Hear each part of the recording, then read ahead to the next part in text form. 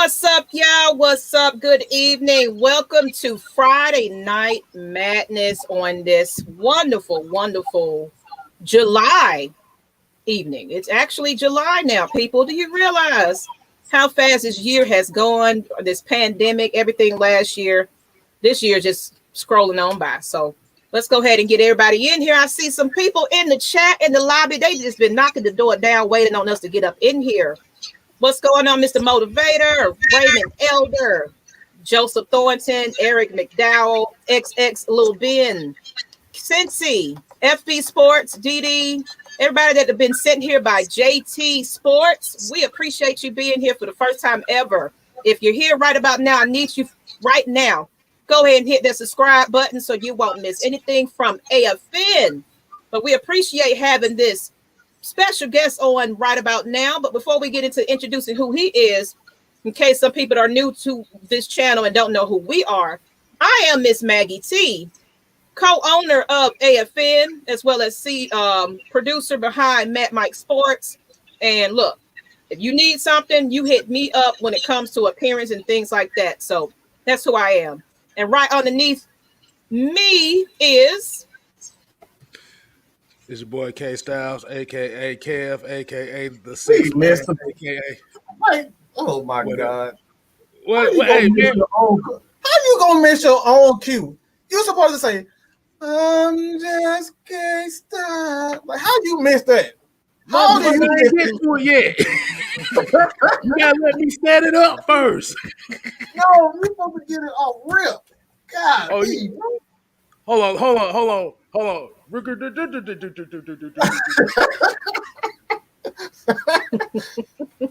Ooh, baby, I'm just Kstlyz. Bam. There we go. and don't remind me that this year went by quick. Yes, it really has. Don't remind me. Somebody got a birthday coming up, don't we? Yes, that's the day. Yes, that's right. You ain't even representing your own self, sir. Happy birthday. Good Lord. You know what? Hey. That's what everybody in the chat. Happy birthday, Kstlyz. Happy birthday. Right, no, Maggie. You got to give him a song. Okay, I'll give him a song. You done gave everybody else a song, not me. Come on, all right. Happy birthday to you. Happy birthday to you. Happy birthday, Just Kstlyz. Happy birthday to you. That's right. Happy. You happy? There you go. Look at his smile. Look at his smile. Hey. But my knees still feel like they 56 though. So yeah. And the other man of the hour, my better half over there, Matt Mike. What's up? Give him some love. Forget me. Give Kstlyz some love. Everybody show some hearts, some balloons, all that. Happy birthday. We need to give Kstlyz a good show, man. Show your boy some love. Hey, throw some super chats in there too. Give him some love. Give him $5 so he can go get him a Popeyes. $5 foot long or something. Man, I can do some of that. Let's go, people. So do Matt Mike, okay? Matt Mike, the great one. Matt Mike, the great one. If you ever know, all right. That's who I be. All right, let's get to the introduction of our special guest. We don't hold him up too long. I know he was like, what in the world, these shenanigans that you got into? But guess what? Who do we have right next to me? Introduce yourself and let us know a little bit about, y'all go ahead and even bring up the first question because it's going to go into just your introduction of who you are. I'm going to go ahead and get that question up for you. I interrupt you. I got to say this first. Okay. JT, believe it or not, he's younger than me, but he's one of the creators that I look up to personally. Like when you go to his channel, when I'm telling you guys, y'all know I don't lie to you when I talk about great YouTube creators. This dude is absolutely brilliant. Trust me, I guarantee you, you would love it. All right, so I just got to get that out. this guy that I look up to. I model a lot of stuff after him. And like I said, go ahead and introduce yourself, bro. All right. So I appreciate y'all for having me on. My name is JT Sports. I run the YouTube channel JT Sports. Ironic, JT's my name. JT's the YouTube channel. And yeah, man, we talk all NFL content, all 32 NFL teams. We also talk some college football there as well.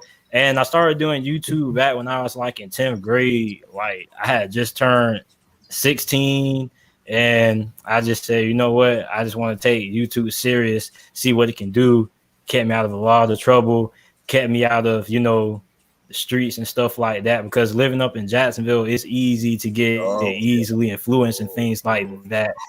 And on top of that, like after football season, it really wasn't nothing to do for real, because I ain't played 7-on-7. I wasn't one of them cats that was putting in extra work after the off season. You feel me? It wasn't no running track, wasn't no none of that. It was after the season was over. The season was over. Going back home, I ain't doing nothing. And then they have like these little. You have like the little workouts and stuff that you can do. They say you didn't have to come, so I ain't go. So I'll see y'all back in between. So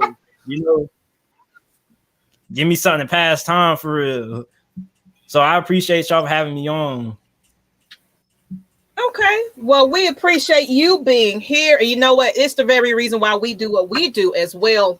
What AFN is basically, we want to make it about the youth, to get them off the streets, get them something to do productive other than being out there getting the things they don't need to get into. So eventually we want to open up youth camps and things like that will benefit the community around Atlanta, because we need more of that, more people. We need more big men, big helpers, we need brothers again, my brother's keeper. If you ever remember that, we need to be that for our youth, because they're going somewhere, I don't know, and they need guidance. So great that you had that story, because it's the very reason why we put this together in the first place, not just to give you Atlanta content, but give you something to give back to the community. But let's get into these questions, though. We got the introductions out the way. We finna get into these Falcons, people. What's up, everybody? Appreciate y'all again.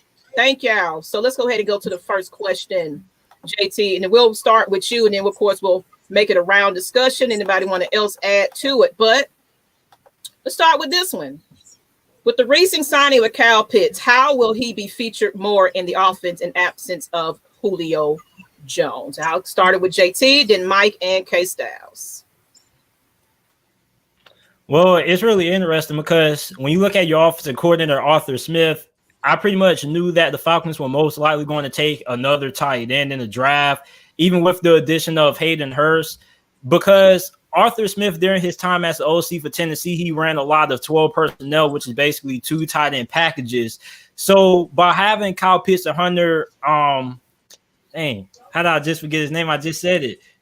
Hayden Hurst. I call the same thing too.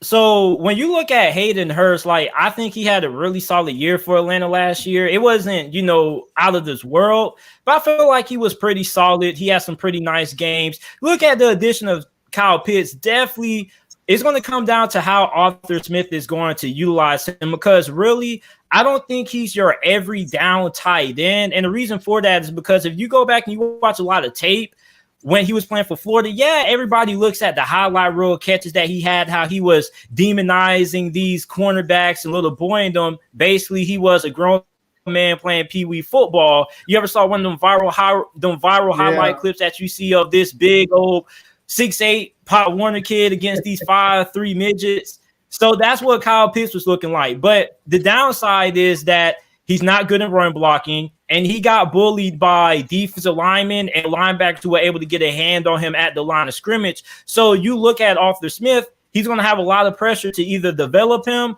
or try to line him out wide, because some people wanted him to convert to a wide receiver. Some people thought he could be like a better version of Calvin Johnson. So I definitely feel like with him on the field, he's going to be doing a lot on the offense. He's going to be playing a little bit of wide receiver, a little bit of tight end. You can just move him all over the formation and all over the offense.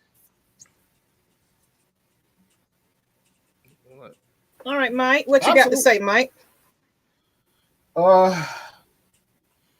That's one thing that I noticed. Also, he's absolutely right. Arthur Smith, when you look at where most of his plays came, it came in at 12 personnel. And one thing for me that stood out for Kyle Pitts, and whether or not he'll be featured in the offense, this is one of the things that I think he's going to be able to help free up guys like a Hayden Hurst. I really think Hayden Hurst is going to be a huge possession. I don't want to say possession receiver because I think he's going to have a lot of touchdowns. He may have more touchdowns than Hayden Hurst, but Kyle Pitts just on the sheer idea that Kyle Pitts is going to be one of those guys that he's going to move around to kind of get the mismatches, and then you got Hayden Hurst, a guy that runs a 4.4 and he's going to be going against a linebacker. He's going to be singled up. You can't afford to not, to just single up Kyle Pitts just because he's 6'6", and that wingspan is just something else. Like you got tall wide receivers with cornerbacks that can't match up with this guy. So you can't single up Kyle Pitts just on his size, and I think that's going to play right into a guys like Hayden Hurst. So, I believe so. What you got, KSTYLZ? Well, I say it like this, because when he said that 12 personnel, like I said, I definitely agree. But I know the way that they'll probably use him, especially if they're running like those twin tight end sets, he'll probably be flexed out a little bit more. We don't need him. The thing about Kyle Pitts is they don't need him to necessarily be a dominant blocker, because every tight end can't be a dominant blocker. Hell, you even look at Darren Waller in Oakland. He's not a dominant blocker, but they use so many different looks at him. So where it's like, okay, you come out the huddle, you see 13 personnel, you think it's a base formation, maybe I formation, whatever. But they come out and they in shotgun, where Kyle's on the outside, Hayden may be on the outside, whatever's in the inside, do. So it's all about the chess match. He definitely gives you that chess match to where you really got to think, what the hell is he gonna do? What are they trying to do here? But the main thing for him is not necessarily to be 1,000 or 1,300 yard receiver, but the main thing, they want to open up the outside for Calvin Ridley, because with Kyle Pitts there, you need him and Hayden Hurst to occupy those safeties. That'll give Calvin his outside one-on-ones. And I think that a lot of people are like expecting too much out of college, because a lot of people have to remember the tight end position isn't one of those positions that you just come in and you have immediate production. Like there's a lot of the tight end position is one of the hardest positions to learn in the NFL, other than QB, because not only are you learning the route tree and the nuances of being a wide receiver in the NFL, but you're also learning things from a tight end standpoint, blocking schemes. You basically have to learn the same thing that the offensive line is learning. So most tight ends don't really pop off till like around their third year in the league. You look at George Kittle, you look at Travis Kelce, but I definitely think that Kyle Pitts could have a better rookie season than what majority of rookie tight ends have. You look at Chris Herndon, who probably has had the best rookie season for a rookie tight end in, recent memory. He plays for New York. He had over 500 yards, a couple of touchdowns. That's probably the baseline of what a rookie tight end probably does his rookie season. Now, we haven't heard nothing from Chris Herndon since, but I definitely feel like Kyle Pitts probably could be somewhere around that range and even better. Okay, and before we get to another portion, just want to see what some of the people in the chat are talking about. Tony Wright said it's funny that you said that, Miss Maggie, because Smitty of Smith Sports Machine stated Kyle Pitts is 20 years old. He just received a signing bonus of $21.3 million, as well as I have something from Rodney as well. Is there any chance the Falcons would reach out and get a veteran free agent like Justin Houston to help Grady in Happy Fourth? Anybody want to jump on that one? I'll say something. Go ahead. You're damn right they will. It's as simple as that. And just with JT, and I just want to get back a little bit on what JT said about the tight end position and how tough it is. Yeah, I hope you listening, Tim Tebow, because you ain't finna make the team as a tight end. Oh my God! You got to bring that man name up.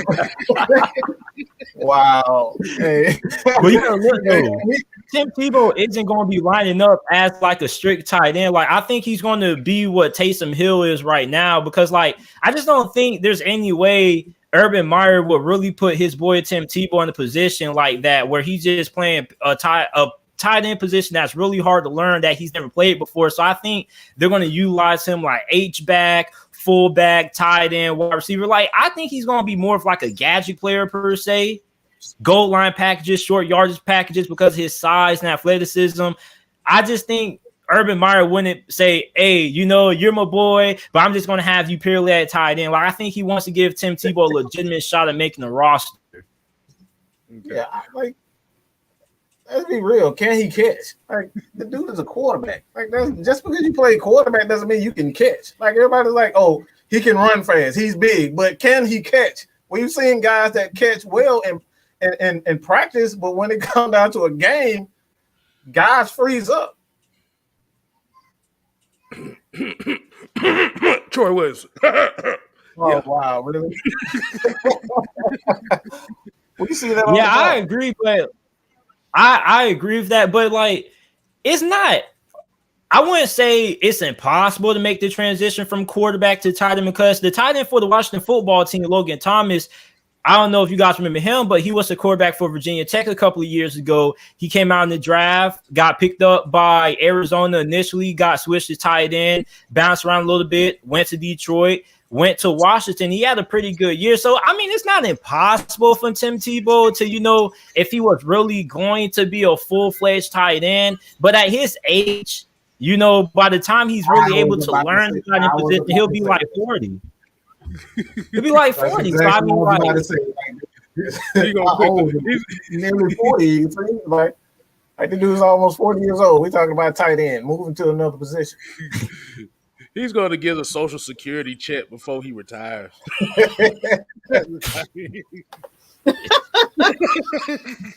Well, let's go ahead and move on into the next question. We don't talk about tight ends. Let's go into since we're getting a little bit into different positions, what would be the Falcons' strengths offensively and then defensively? You can kind of just break that down a little bit to whatever you want to talk about, and start with JT Sports. Make sure y'all follow him as well on YouTube. Well, we definitely know what the weakness is on that defense, the quarterback position. Oh my God. Hey, man. It was awful, man. You could have put Man Mike out there last year. Whoa. You gonna put me on the spotlight? Look, I ran. Never mind. Nah, yeah. I used to run a 4.3. I don't run a 4.3 anymore. So listen, man, I ran a 4.18. I ran a 4.18. The thing is, nobody was recording. No. Yeah, that was the only thing. That was my record was 4.344. Yeah, that's what mine was. So look, man, I agree. The cornerback position is still up in the air, but I really truly believe that given you have a veteran coach, he's going to put these guys in a position where they're not going to be asked to do too much, and I'm putting the cornerbacks in good hands and good faith, because they have a defensive coordinator that's going to put these guys in position to make the proper ways. And that's something you go back to Dan Quinn. Dan Quinn always asked these guys to play, quarters. Like, who wants to be in quarters all the time? Like, who nobody wants to be in quarters the whole game, the entire game, 75% of the game, and maybe you have, man and a couple zone, a cover two responsibility here and there, but outside of that, like, nobody wants that. So when you got a guy like Fabian Moreau, I don't really I think Fabian Moreau, he's a solid guy. He reminds me of someone like Bleed Ray Wilson, not going to blow you away, but he's going to do his job. So, like, for me personally, I am looking at the defense, the cornerbacks. Well, I would say the cornerbacks, but the safety positions and the secondary in itself, that's where the biggest concern for me, because you got a good front four. I believe you have a good front four with Grady's year. I think he's going to be solid. You got some good guys, some rotational guys like Taquan Graham, who I think is going to be a great player. Marlon Davidson, we've yet to really see what he is, but I think he can bring some things to the table with his athleticism and strength. And John Kaminsky is another guy that, like, I really believe he has the tools to be a solid player. He's not going to blow you away with a lot of wild plays, but he's a solid. He just gets the job done. But that secondary for me, I'm really looking at that free safety, and this is why if you check out my video about offensively, all right, people probably wonder why I chose Richie Grant for an offensive guy to watch out offensively. I say that is because when you have a defense that can create turnovers, it puts the ball back into Matt Ryan's hands. So we get these turnovers from the guy like Richie Grant. That's going to for Matt Ryan more opportunities, and when he had more opportunities, a guy like Arthur Smith, who for the past 3-4 years they've been a top 5 red zone efficiency team.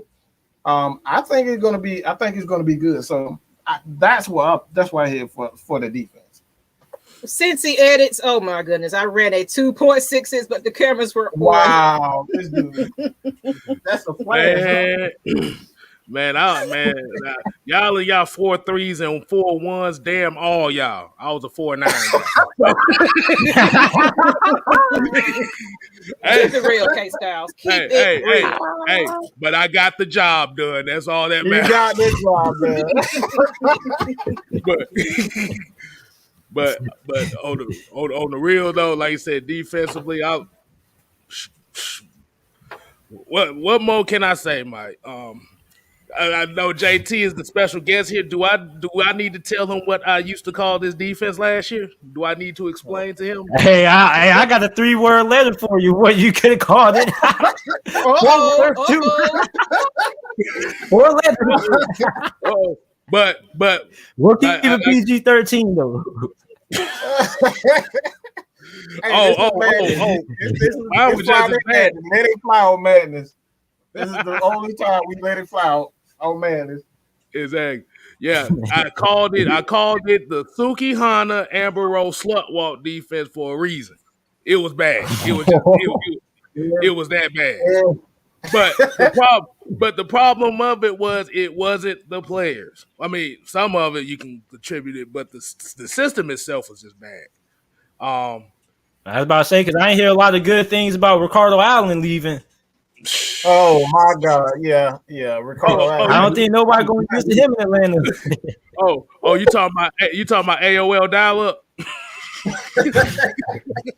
Slowly everything, boy. But everything. Yeah, but like I said, I'm gonna like what they do this year as far as the system is, because it's going to allow the athletes to be the athletes. They're going to simplify it. They're going to get some blitzes in there.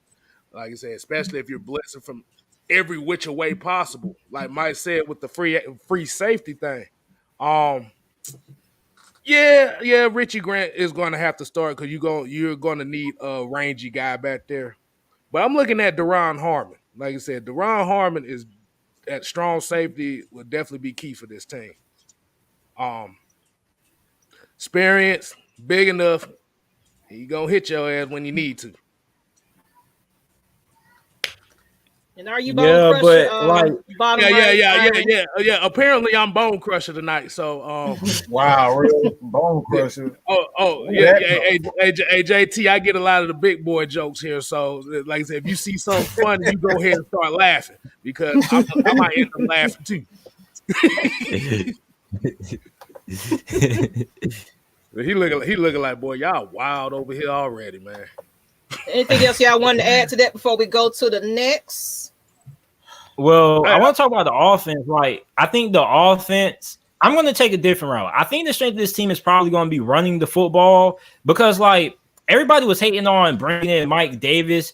Mike Davis was really good for Carolina and replaced Chris McCaffrey. Now, the offensive line isn't bad. There's definitely talent there. Like Atlanta, I think like there's some crazy number that Atlanta has the most first round starters on their offensive line in the NFL right now. So the talent definitely is there. But one thing about Arthur Smith is not just like a lot of people have these misconceptions that when you have a coach that likes to run the football, he just runs the football 40 times a game. That's not true. Like there's more things to go into it. It's blocking schemes, how the offensive line's mentality and philosophy is from the offensive line coach. Like Matt LaFleur, for example, we knew when Matt LaFleur took the head coaching job for Green Bay that, okay, he liked to run the football, but what made his rushing attack so effective? The run blocking scheme. Same thing with Greg Roman and the Baltimore Ravens, who is their current OC. The way that they run their run blocking schemes are really, really good. So like it's more to just head coach when it comes to the offensive side of football than, you know, just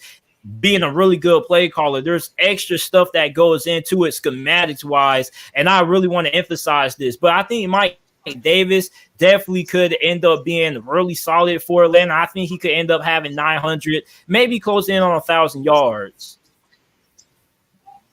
Yeah, I definitely agree as far as the offense is concerned. When you look at offensively, you make a great point about, you know, I call it the small intricate details of football. And one of the things that when you look at the offensive line for the past 3-4 years, they haven't had that, okay, I'm getting to the spot. We're going to knock you out. Like that's one thing when you look at guys like Matt LaFleur, Kyle Shanahan, they know what they're going to do. So when you bring that mentality, like we're going to run the ball, that completely changes the offense and how the defense reacts to it because they know they're going to get attacked. And it's come like a team like the Bucs. It calms all that down. You're not going to be able to blitz because guess what? These big men are going to come after you. They're going to try to knock you out. And you got a guy like Caleb McGarrett. That's what he's known for. Chris Lindstrom. These guys are known for going after you and hitting you. They love it. Jake Matthews, they like to get physical. So when you have that mentality, that completely changes the dynamic of the offense. And when you have that, man, a guy like Matt Ryan, all he has to do was hand the ball off, throw the ball, you know, the short intermediate routes, just get first downs. That right there is something that you cannot, you can't underestimate because it all comes down to chemistry and having an offensive coordinator that understands, okay, we need to run the ball. This team right here, he has this linebacker. This linebacker is a little bit aggressive. We're going to take that aggressiveness away from him by like we're going to, you know, we'll run to this side. We're going to, you know, we're going to bootleg off of that type. So these are the things. It's all about setting up plays. And that's why I always say Kyle Shanahan is great at setting up plays until his damn ego gets in the middle. Yeah, and you look at Dirk Cutter, he was your offensive coordinator last year. That's a recipe for disaster. Now, I like Matt Ryan. I'm not going to trash Matt Ryan because I don't think he's trash. You definitely got to be careful because I've been up to Atlanta a couple of times. I was actually born in Atlanta, Grady baby. So I know one thing when it comes to Atlanteans, they're really defensive about Matt Ryan. Like Matt Ryan is a big figure over there in Atlanta. So you definitely got to be careful when it comes to criticism of him. But I definitely felt like the Falcons got too overly reliant on him at times. And when you have an older quarterback who's getting up for an age, it's not the most reliable idea to ask them to have to run the game for you. Coming from a Steelers fan, you saw what happened after the second half of last year, when the Steelers lost to Washington, things fell apart because you had a 39-year-old quarterback in Big Ben who led the league in passing attempts. And you can't do that. Aaron Rodgers isn't leading the league in passing attempts per game. Tom Brady wasn't. Drew Brees wasn't. So when you have an aging quarterback, you can't rely on them to win games for you like that. Like you have to be balanced. And Dirk Cutter has this throw it deep mentality, literally. How many plays did you see that were simple, short, 3-4 yard play calls? Not really all that often. Like this dude is hell bent on throwing the football deep, and now he's wondering why he's in the unemployment line. We on the same page right there, bro. We right there on the same page. you just basically said exactly what I thought. Like I said, and you said the three key words that Atlanta must do. for this offense. Run the damn ball. I say it every show. And no old man Todd Gurley this year. Don't remind me. Jesus. Yeah. Oh my God. Don't remind me. Oh my God, don't remind me. That wasn't his fault though. That Bring the back. There you go. That's what I'm waiting on. Yes, run the damn ball. We're gonna put that on a t-shirt. Yep. With a BAWLL. Wow. That's all I gotta say right there. As long as they run the ball and play action and short passing game, I think this offense will be definitely fine. And I want to get into some chats. A couple of comments that we see in the passing. Mr. Motivated, just watching y'all feels like a movie that I can't stop watching. Keep up the great work. We appreciate you, Mr. Motivated. You're always loyal, always there.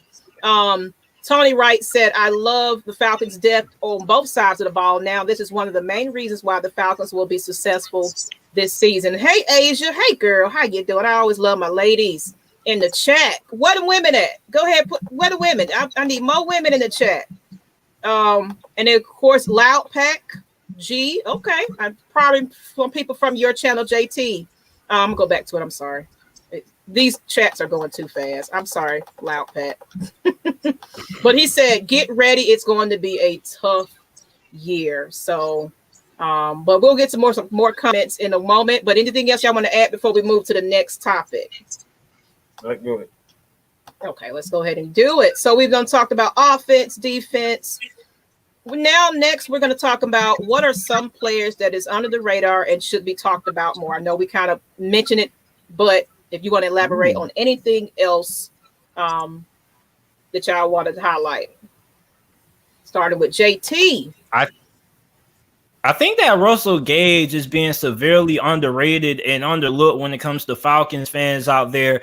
Okay, we know Julio is out there. He's gone with Tennessee. We know that Calvin Ridley is going to be the number one. We know about Kyle Pitts. But what about Russell Gage? He was the number 3. He was the guy who was the number 3 wide receiver behind Julio and Calvin Ridley, and he was really good. Like, I don't think enough people realize how good Russell Gage actually was in the reduced role that he actually had. Now this year, he's going to be asked to step up into that number 2 role, and I think he's going to end up being really good this year. Like, I don't think enough people are giving enough credit to Russell Gage. I think he is severely, when I say severely underrated, like, I think he is severely underrated.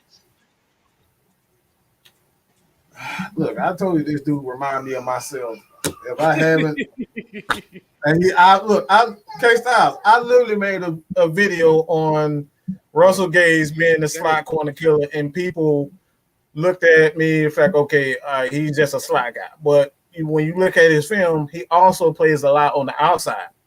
And Matt Ryan is the quarterback like a Tom Brady, like a Drew Brees. These guys are predicated on timing.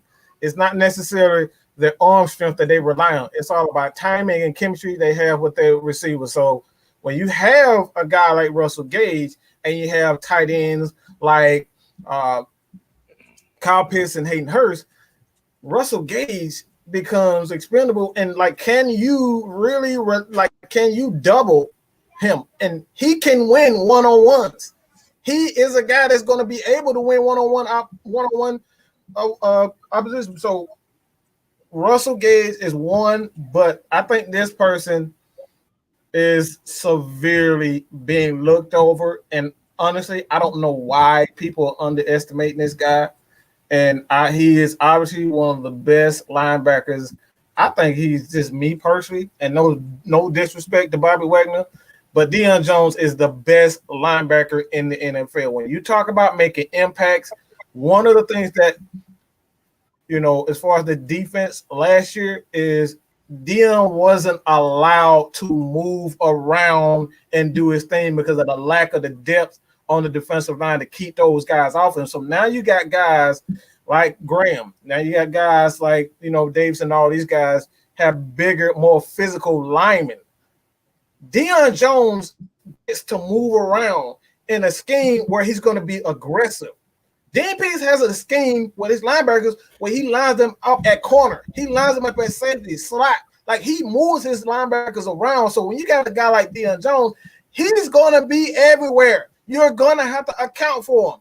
And you have a guy like Grady Jarrett who can also move around. So I think Deion Jones, his playmaking ability, I think you're gonna see him with close to double-digit sacks and at least 5 interceptions this year. I think he is going to be one of the most underrated and undervalued, appreciated players this upcoming season. Nobody is giving Deion Jones like we're talking about a guy that played in a crappy. The Falcons gave up the 5th most passing yards in NFL history, and Deion Jones still had 4.5 sacks and 4 interceptions. Come on, bro, that's a crappy defense, and you put him with a defensive coordinator that knows what he's doing. Look, Deion gonna ball, man. Deion is gonna ball. I promise you that. Yeah, these folks done threw up a name in there that I did not want to see, and oh god, yeah, they said Tyler Davis. They said they need to cut Tyler Davis. After that Saints game, I was done with Tyler Davidson. No, you don't. You do not shake hands with the opposing team right after they score a touchdown. You don't do that. You wait for after the game. But but if you're talking about underrated and undervalued, I'm gonna kind of take a page. I'm gonna take a page out of Mike's book on this one. I'm gonna say Isaiah Oliver.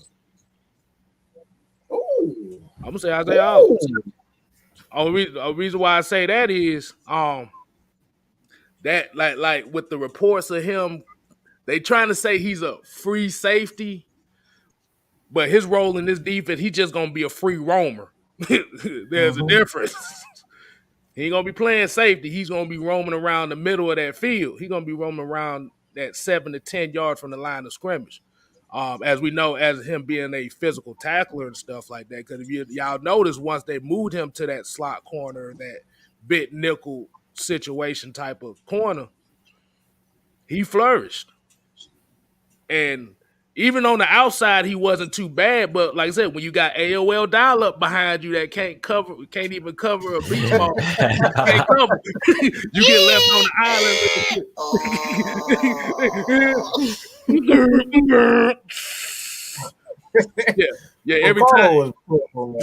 Yeah. Every time he covered somebody had Ricardo Allen behind him. Ricardo Allen picked up the phone.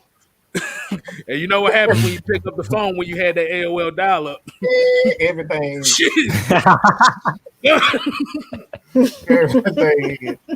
Everything. Yeah. But yeah, Isaiah, like AOL dial-up. Exactly. AOL is a little bit past my time. That's what I was looking. I was like, I don't know. He don't know what AOL. I mean, that might not be his time. Let me go. Internet. Let's go ahead and explain to him right quick what AOL dial-up was. Basically, you didn't have free flash phone internet like we do now. You had the sound. I'm gonna play the sound later on, but you had the sound. No, don't do it. I don't want to hear that. No, sir. So all you hear was static. That's all you need to know. It was slow as a road. That's all you need to know. And what happens is if your internet is loading and somebody accidentally picks up the phone, your internet is done. Speaking of internet, let's get to our normal troll right here, Mr. Sean Jones. He's our regular troll, y'all. But he said, I'll trade Matt Ryan for some 1982 Jolly Rancher sticks, fire lemonade, and apple, and a box of Johnny Appleseed. Lord, you know what? This boy he's making a cocktail over there with that one. That man up here trying to make a cocktail. Hey, but here's the thing, though. Here's the thing. I do agree with him with one thing, though. I really felt like Atlanta should have traded Matt Ryan for the simple reason that, listen, I don't think Matt Ryan should have to be on a team that isn't a Super Bowl caliber football team. I think that Matt Ryan at this point in his career is good enough that he deserves to be on the team that is in a championship phase. You get what I'm saying? Not saying Atlanta could be a playoff team and can't. I'm just saying that I think that Matt Ryan should have been I think that Matt Ryan personally should have tried to find a way to get into a team that was in a Super Bowl conversation, like a team that was a quarterback away, like how the LA Rams wanted to get Jared Goff in exchange for Matthew Stafford. I felt like maybe he could have been a really good piece with the Denver Broncos right now, especially with them already having a really great roster. They're just a quarterback away. But I do have a lot of respect for Matt Ryan wanting to finish his career out in Atlanta. I always respect players like him and Larry Fitzgerald who choose loyalty over ring chasing. But I just felt like Matt Ryan, really, I would have preferred to see him with a team that has a better shot of winning the Super Bowl. Yeah, and I know people is like, "Oh, he about to go out." No, oh yeah, cause I see Tony right already with it. Look, no. See, y'all got it all wrong. See, this is where people get it wrong. I call myself the Matt Ryan lover, but when it all come down to it, I understand where he's coming from. He's not wrong on what he's saying. Wanting to see a great quarterback, he's appreciative of his talent. This is why, as a Falcons fan, we've always stated, why do we not appreciate the greatness of Matt Ryan? He wants to see him win a championship. That's what you need to be focused on, and not, trading Matt Ryan. The guy is a legend. It hasn't been a lot of quarterbacks that have done what he's done. So do I want to see Matt Ryan leave? No. But if Matt Ryan was to come to me like Julio Jones, then to say, look, I just want to be out, man. I want to see if I can win a championship. You gotta respect that. He's giving us everything that we possibly can. He done been through 4 or 5 different offensive coordinators, 3 different head coaches. Let's be real. Who would want to stay if you've been through all of that? So it all comes down to it, man.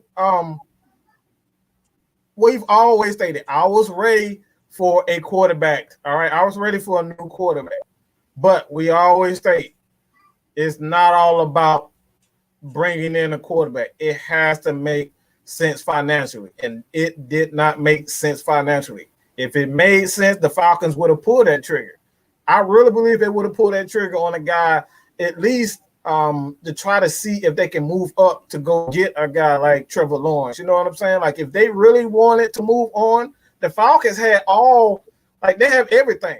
They could have given up everything. Grady Jarrett, Deion Jones. He could have traded all those guys to move up to get a guy like a Trevor Lawrence. So, again, man, it's all about the money, all right? I'm not that crazy fan that's just going to, be on Matt Ryan bandwagon just for absolutely no reason. He deserves a championship. And that's what JT is trying to say, people. And you know what? Matt, yeah, and I want to address the hater. We already kind of went into what we was going to talk about next. Since you're saying that he would probably do better with a different type of team, because the fact that, of course, he's here for a little bit. Thoughts on how important it is for Matt Ryan to actually thrive under Arthur Smith. You ran right into it, JT. It's real. With his cap situation, with his contract, the way it's structured, he's not really he could play in his 40s, definitely. But with his contract situation, he's not really getting traded no time soon, because I think the Atlanta Falcons probably did try to shop Matt Ryan. The thing is that I just don't think they could find a team that wanted to take on his contract, really, because they had the 4th overall pick. And remind you that the Falcons were in the Justin Fields rumors really heavily. And on top of that, Justin Fields he lived in Kennesaw, Georgia, I believe, which is only 30 minutes away from Atlanta. So, there were definitely all the tools there for the Atlanta Falcons to draft Justin Fields. And we definitely heard those rumors, which were really heavily. But I definitely feel like Arthur Smith and them at the end of the day, because they restructured Matt Ryan's deal. So, basically, I think they kept Matt Ryan around. Even if they couldn't trade him, they were like, listen, Matt Ryan is not bad. He's old, but we can still win with Matt Ryan. And if you were a coach like Arthur Smith, there wouldn't be a better guy that you would want to have at quarterback like a veteran in Matt Ryan. So for me personally, I think it's really important that he thrives, because if he doesn't do good this season, we're going to end up seeing his replacement get drafted next year. And next year's quarterback class is probably the most talented quarterback class that we probably will ever see in NFL history. Sam Howell, Spencer Rattler. Look up Liberty quarterback Malik Willis. He's probably the closest thing that we will ever find to Lamar Jackson ever. And he has a way stronger arm than Lamar Jackson. This guy's basically a cheat code. So it's really important for a guy his age, because we've seen guys in the past his age not do well under new head coaches. Like you saw Cam Newton. Saw what happened when they brought in Matt Rule. They got him out of town. So for Matt Ryan, if he doesn't do good this year, man, he could find himself in a position that he could get his job taken.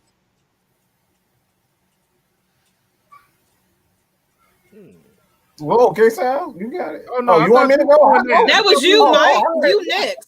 You making the rotation move. You see, boom. I went. All right, okay. Look, he's not wrong. We've said this before. I've said this time and time again. Like I don't like what he's saying. We've stated this before. All right. This is why the Falcons have to get off to a fast start. I said this. I forget what it was, but may have been Monday. But the Falcons have to get off to a fast start. If they don't get off to a fast start, it becomes a question whether or not it's dangerous, because now you're looking at, you restructured Deion Jones, you restructured Jake Matthews, and that money, like that's going to be money that it's going to make it difficult for you to start the rebuild process. So it's going to be one of those situations where, all right, Matt Ryan, all right, he may have 2 to 3 years left, depending on his progression or aggression as a quarterback. If he doesn't play well, you're going to see them start that rebuilding process a lot quicker than what they want. So like he's not wrong. You're going to see, the Falcons start to move on with quarterbacks like one guy that I'm really paying a close attention to, and I know it's probably seemed like a homer pick, but a lot of people are not paying attention to JT. All right, nobody paying any attention to JT, and I'm talking about JT at the University of Georgia. The only thing that this guy does not have, and he has a question, is his legs. That's it. The dude can throw that damn ball. So when it all comes down to it, man, of course, you're talking about a quarterback that is 37. Matt Ryan is 37. He's not going to play forever. So at some point, you're going to have to start that process. Like I look at it like this. You're going, like, especially with you being the older quarterback, yeah, he's going to have to definitely thrive the first year. I ain't gonna say so much thrive, but he's gonna have to. The main problem of this offense the past 2, 3, 4 years has been in the red zone. Between the 20s, we one of the best teams in the league between the 20s. But when it comes to that red zone, it's like we've been one of the worst. And that when I'm looking at Arthur Smith's offense like that, that's where I'm most paying attention to, is what these play calls gonna look like in the red zone. Everybody says we don't have a Derrick Henry. You don't need a Derrick Henry. I mean, Derrick Henry is amazing as far as being a big UPS truck, but like I said, it's about the creativity in the red zone that I look for. I think Matt Ryan will be all right because the offense suits his skill set, which is quick throws to tight ends, and the play action game, especially the play action game, because that's what he's best at. But like I said, it'll be good. I had something else I was gonna say, but I about damn forgot it because read one of Sean Jones' comments and he threw me off again. Yeah, they in the chat acting the fool. This is Friday Night Madness, talking about they traded Sean Jones for batters of biscuit and all kinds of stuff. They trying to make breakfast in the morning. Y'all make sure y'all tune in Saturday morning for that, just in case y'all want to talk about biscuits and breakfast and cobbler. But is that what you had to say, Kstlyz? Yeah, I wanted to go ahead and get into a little bit of more into what JT is normally doing on his channel. Please, before we get into that, pause and go to his channel right about now. JT Sports. I've been trying to say money for some reason. JT Sports. I don't know why, but JT Sports on Everybody YouTube. says it. JT Money. I never heard of that. Oh man. my god. Oh my god. But sorry, I've been like, when I was texting, I was like, you know what? I put money down before I even press send. I was like, oops. I would play the song, but I ain't trying to get no. I ain't trying to get no copyright claim on this video. But we're gonna go ahead and get into around the league a little bit more, because this is a little bit more up JT Sports alley. So get his channel, subscribe. You just JT Sports. It is nothing difficult about finding that. But let's go ahead and get into a little bit, since draft and everything that came around. Who had the best draft class, and what are your training camp previews around the league? So this is where we can just talk about anything and everything. If you guys are part of JT's channel, put your comments in the chat. We will highlight them as well. Just let us know y'all opinions too. Then we're gonna get to the QA portion after this. So let's go, JT. I think that the Jets had the best draft. You look at, they draft Zach Wilson, you got your franchise quarterback, but okay, what are you going to do after that? Because we've seen the New York Jets previously mess up. They drafted Sam Darnold, and they didn't really put a lot of emphasis on giving talent around him that he needed to succeed. So Joe Douglas learned from that. He comes in, drafts Zach Wilson. You trade up and get Vera Tucker, one of the best offensive guards in this draft class out of USC. He can play offensive guard. He can also play tackle as well. You get Elijah Moore in the second round, who probably was a first-round talent. Fourth round, you get Michael Williams of the Williams duo from UNC last year that was torching everybody. So when you really look at it, like, the Jets had the best overall draft around quarterback. The Chicago Bears also are pretty much in that discussion. You draft Justin Fields. You got the offensive tackle out of Tevin Jenkins, who really should have won in the first round. You got him in the second round. You got Dommy Brown out of UNC. So I think the Bears also had a really good draft as well. Now, around the league, when it comes to training camp, you look at the Falcons, my biggest question probably is going to be how improved is this defense going to be, because the defense has been terrible for over the last 6 years. The best defense that the Falcons probably had statistically was like the year they lost the Eagles in the playoffs, 2017, I believe that was. Yeah, 2017. You look at Carolina, you got to look at Sam Darnold. I think Carolina Panthers definitely could end up making it to the playoffs. They have a really good team. Look at Tampa Bay. Obviously, I'm not really focusing on them because they have the same team from last year. Pretty much everybody knows that they're going to be amongst the cream of the crop. Tampa Bay, definitely my guy, Jameis Winston, my favorite player in the league. Definitely keep my eye on him. Whoa, I think he's definitely with that. You ain't getting away with that. You said Memphis 30 for 30 your best player. Yeah, that's my favorite player. Whoa! Oh man! Oh, that's interesting. I wasn't ready for that one. Oh man, I wasn't ready for that one. You know that? I've been a Jameis fan. Like, bro, I've won so much money off Jameis Winston, like in fantasy football, real life bet, and like Jameis Winston's my guy, man. My first ever jersey was Jameis Winston jersey. Yeah, hey, I wasn't ready for that one, man. That's why he said he caught him off. Hey, you laughing now? No. It's all funny. It's all funny too. He's throwing touchdowns against the Falcons this year. Hey, but he'll throw that interception. Oh, I'm good with that. He can throw touchdowns, but he's gonna throw that interception. We good, man. Hey, but no, I just wasn't ready. James is a good quarterback.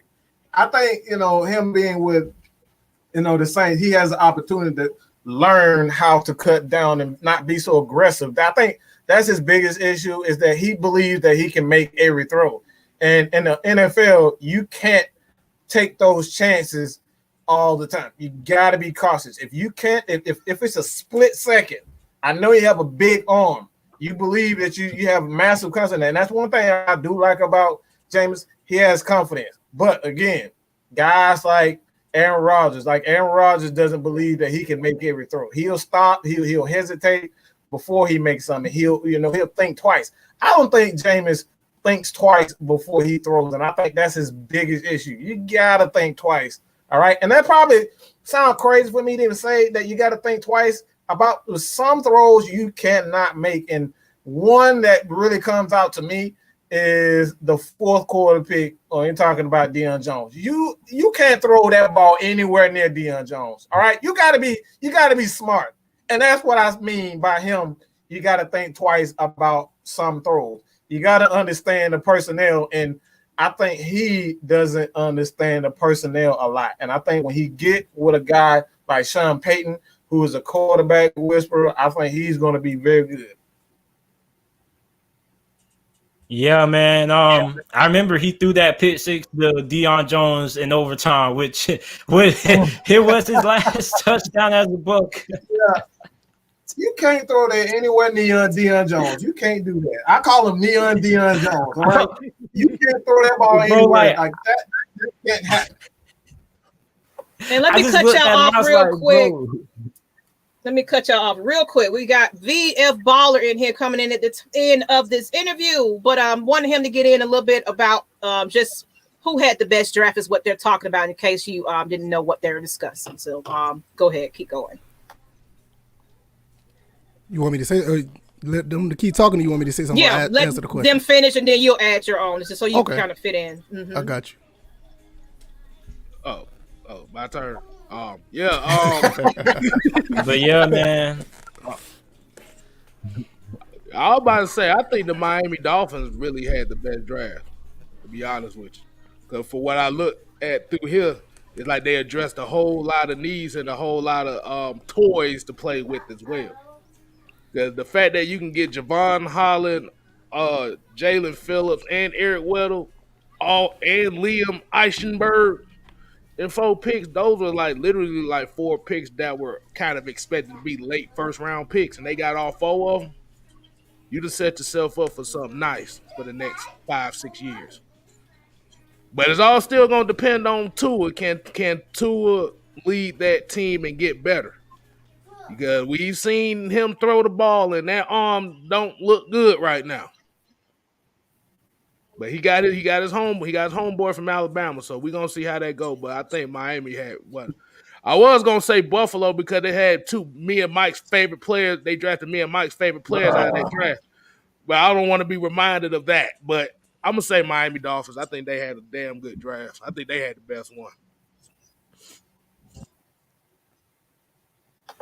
All right, Baller, what you got? Baller. No, I kind of agree with KSTYLZ. Like he said that they had the best. The Dolphins had the best 2 drafts. I think last year they did pretty good as well. But like you said, everything pretty much hangs on Tua really because there's already been a lot of reports since last year that he's not grasping the offense and or not performing. And I know they were talking about in training camp that he threw 3 or 4 picks or something. Something's up with that kid because he was so good in college and something's just not translating to the NFL. But that's pretty much the only question mark they had for the past 2 drafts.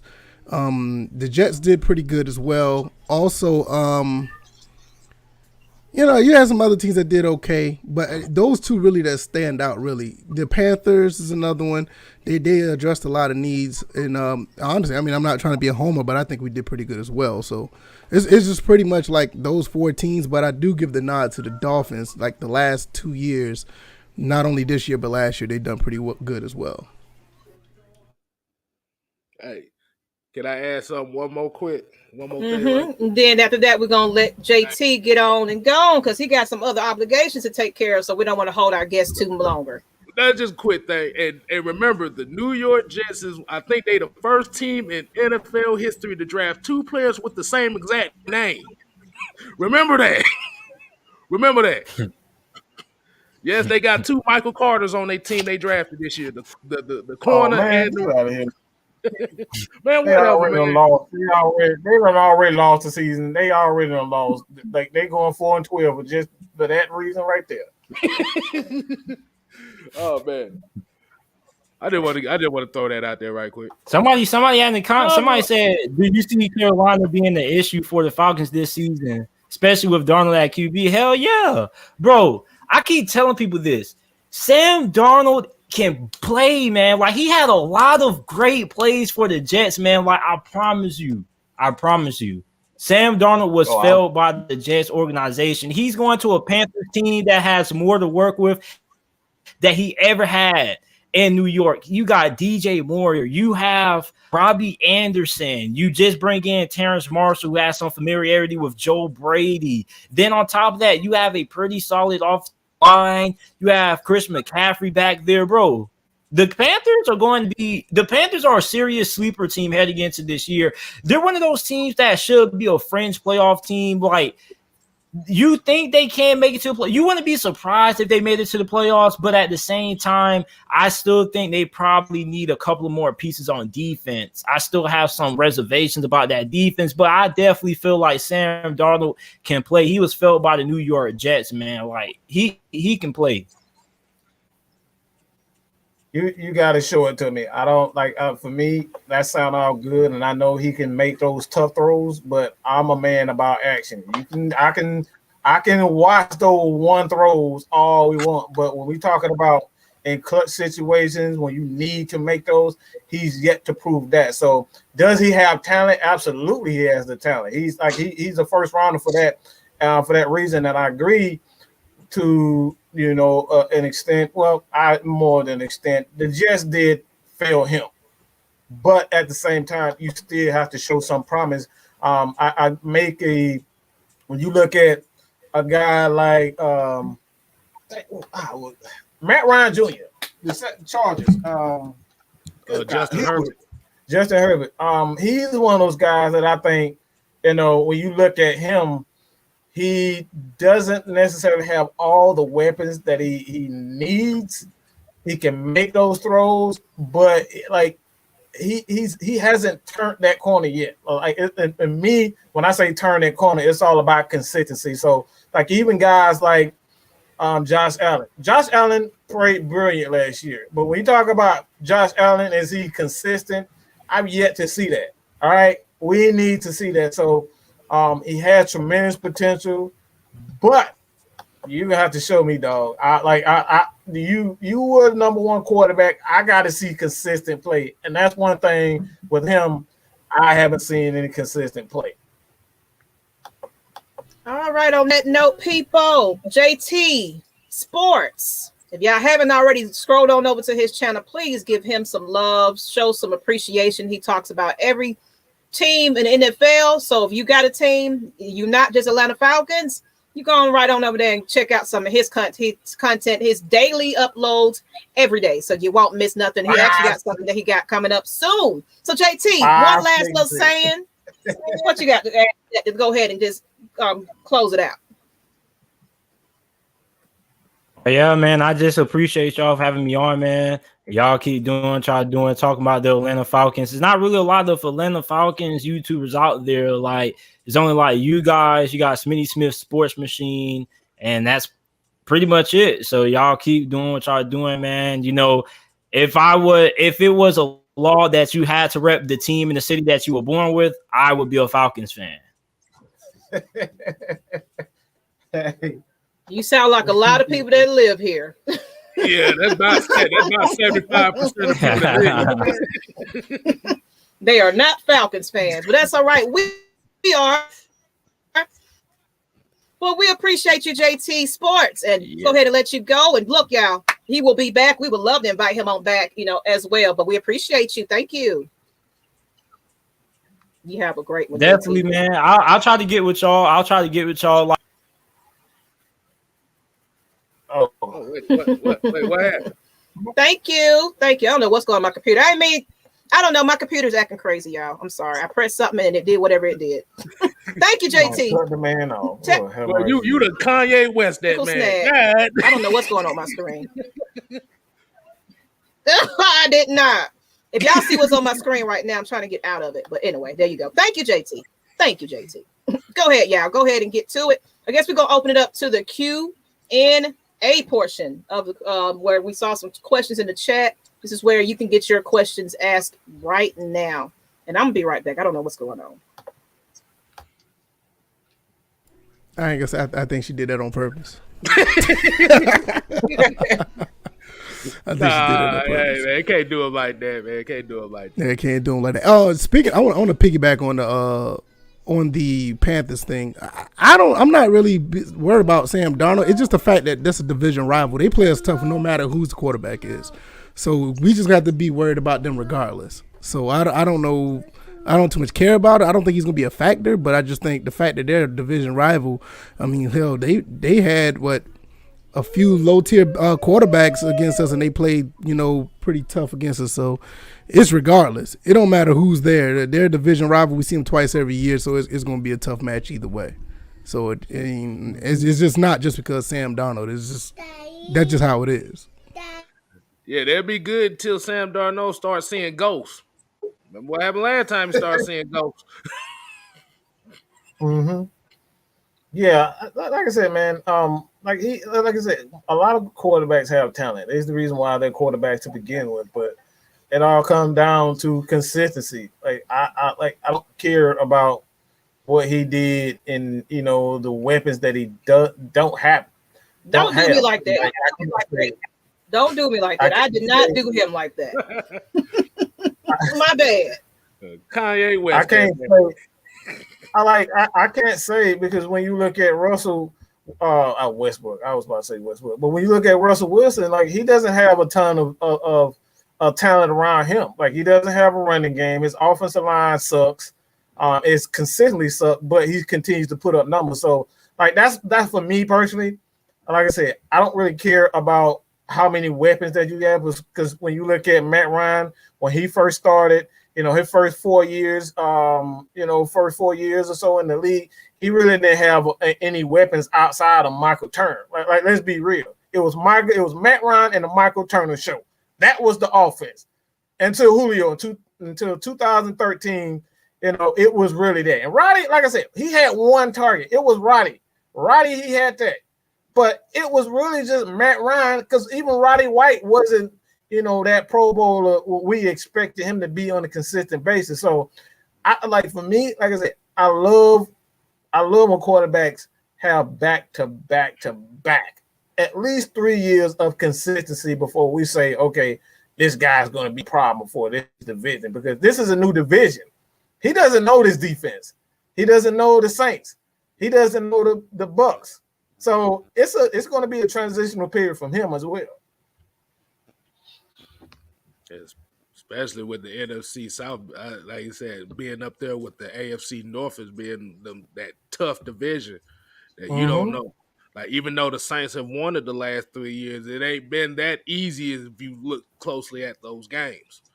It ain't like the Patriots when you just dominating everybody, you just losing like at least maybe one. But like I said, it's just gonna come down to can that offensive line gonna hold up in Carolina? Is Christian McCaffrey gonna be able to get back into his form? That's another question. Because we did the thing where we looked at a lot like his carries. He got a lot of hits on his body to be so young. Like I said, 1,700 touches in 4 years. Yeah, that's a lot of hit mileage on your ass. And he what 220 if that. He's 205, bro. He is 205. Yeah, he like 205, 210. Yeah, he's like 205, 210, somewhere around there. Yeah, he's smaller than that. Whoa. Yeah, that dude.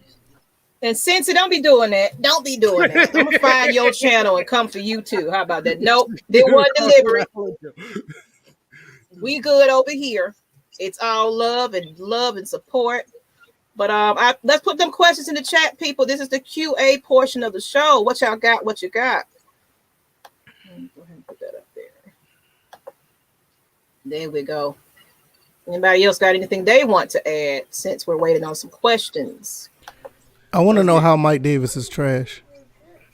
Who said he trash? Because they don't know him. If you don't know him, he's trash. I mean, I ain't saying. I mean, he's not the best running back ever, but I mean, I don't think he's like trash. I mean, we got a guy named Trent Richardson out here. You want to compare him to that? It's not even close, So I mean, come on now. Bruh. If they don't know him, he trash. If they don't like him, they trash. That's how they work. That's how they work. So, like, look, people make all these general statements with absolutely nothing to back it up. You know what I'm saying? I can respect the man if he has something to back it up. You know, we're talking about stats. All right, every stat is how you back up your claim. So if his numbers are saying, when you look at Mike Davis, I think he was number one. I think he was top 3. He might have been number one for like broken tackles and things. Yeah, he was like, number one last year in broken tackles. Yeah, and it wasn't Derrick Henry. So that ought to tell you, like, that's proof that he's a very good back. So if you go back and look at the game that he had, the 2 games that he had against us, that dude was running all over, running through us. And like, I won't say we were necessarily bad. We weren't good, but we weren't bad. All right, last year as far as the run defense is concerned. So like, that dude is a very good back, man. And you don't break tackles in this league, okay? If you're not a very good back and elusive back. He's very elusive, he's fast, and he's physical. Hey, I have a little stat here that I want to get on the Mike Davis thing. Okay, as we know, he rushed for 642 yards, right? I just want to make sure I got that right? How about 400 of them yards came after contact? After contact. After contact. 400 yards after contact. That's almost 2/3 of his yards was after contact. So think about that. That's over 60% of his yards that happened after contact. Hold on. Yeah, y'all do that. I'm gonna go ahead. I'm gonna do the mathematics on that right quick. So y'all go ahead. Hold on. so I can get the percentage right. All right, 642. And then after that, we'll get to Malik Holmes' question as well. We got a question pop up on the screen. 61% of his yardage came after contact. All right. Question: how many more Pro Bowls will Matt Ryan make during the remainder of his career? I think he'll play 3 more years.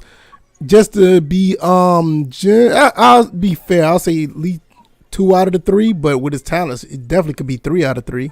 But I'll say 2. That's if he plays 3 more. Man, I really don't care. Like, y'all motherfuckers be worried about the wrong shit. We're all here talking about wins, and he's talking about Pro Bowl. I don't give a fuck about no Pro Bowl. This is why he's mad, Mike. Like, y'all worry about Pro Bowls. Who the hell cares about a Pro Bowl if you ain't winning? Y'all always like say, "Oh, he ain't winning. We ain't winning. We ain't got no Super Bowl." But you worried about stuff like Pro Bowls and yards. Like, none of that matters if you're not winning games. So Matt Ryan can throw for 3,500 yards and then that streak ends. I don't think he cares about that streak. Matt Ryan cares about winning at this point. This is why Julio left. He got tired of it. He got tired of it at some point. So, like, look, if it doesn't equate to wins, I don't care about Pro Bowls. I don't care about the new hiring and him, what he did in Tennessee. None of that crap matters. Because until we see what happens on the football field, all right, that's when things will come through. But like I said, I'm not worried about Matt Ryan throwing for 5,000 yards. I don't care about rushing for 2,000 yards. I don't care about if it doesn't equate, because we've seen, like, y'all have this thing that y'all call Matt Ryan Stat Ryan. All right, they call him Stat Ryan. And it doesn't do anything. It didn't do anything to create the win. So if y'all gonna bash him for being, call him Stat Ryan, then why y'all worried about Pro Bowls? Shouldn't y'all be worrying about playing ugly games and winning those 6-3 games? Like, I would rather win 63 games than lose 33-36.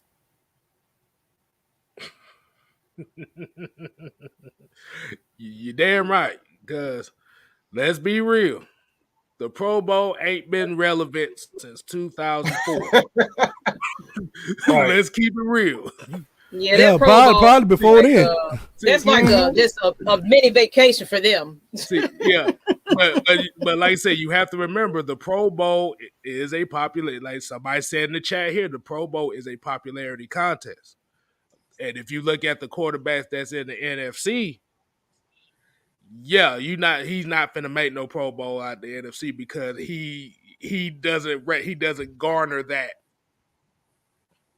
that okay, like JT said, he said he likes Matt Ryan. Like I said, you don't get that often. See, like I said, when you have to deal with Russell Wilson, Andrew Luck, Tom Brady, Matt Ryan ain't finna make no Pro Bowl. Even with a 5,000-yard season, he ain't making no Pro Bowl. I'm just gonna keep it real on that.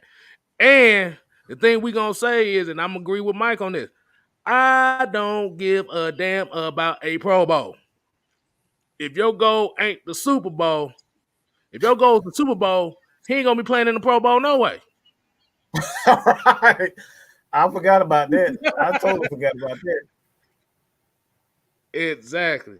So hey, let everybody know, if you're new to the channel, man, say I'm new in the chat right now. We can give you guys a shout out, man. Let us know if you're coming from JT Sports Channel. Let us know you are brand new. Go ahead and hit that subscribe so y'all won't miss nothing.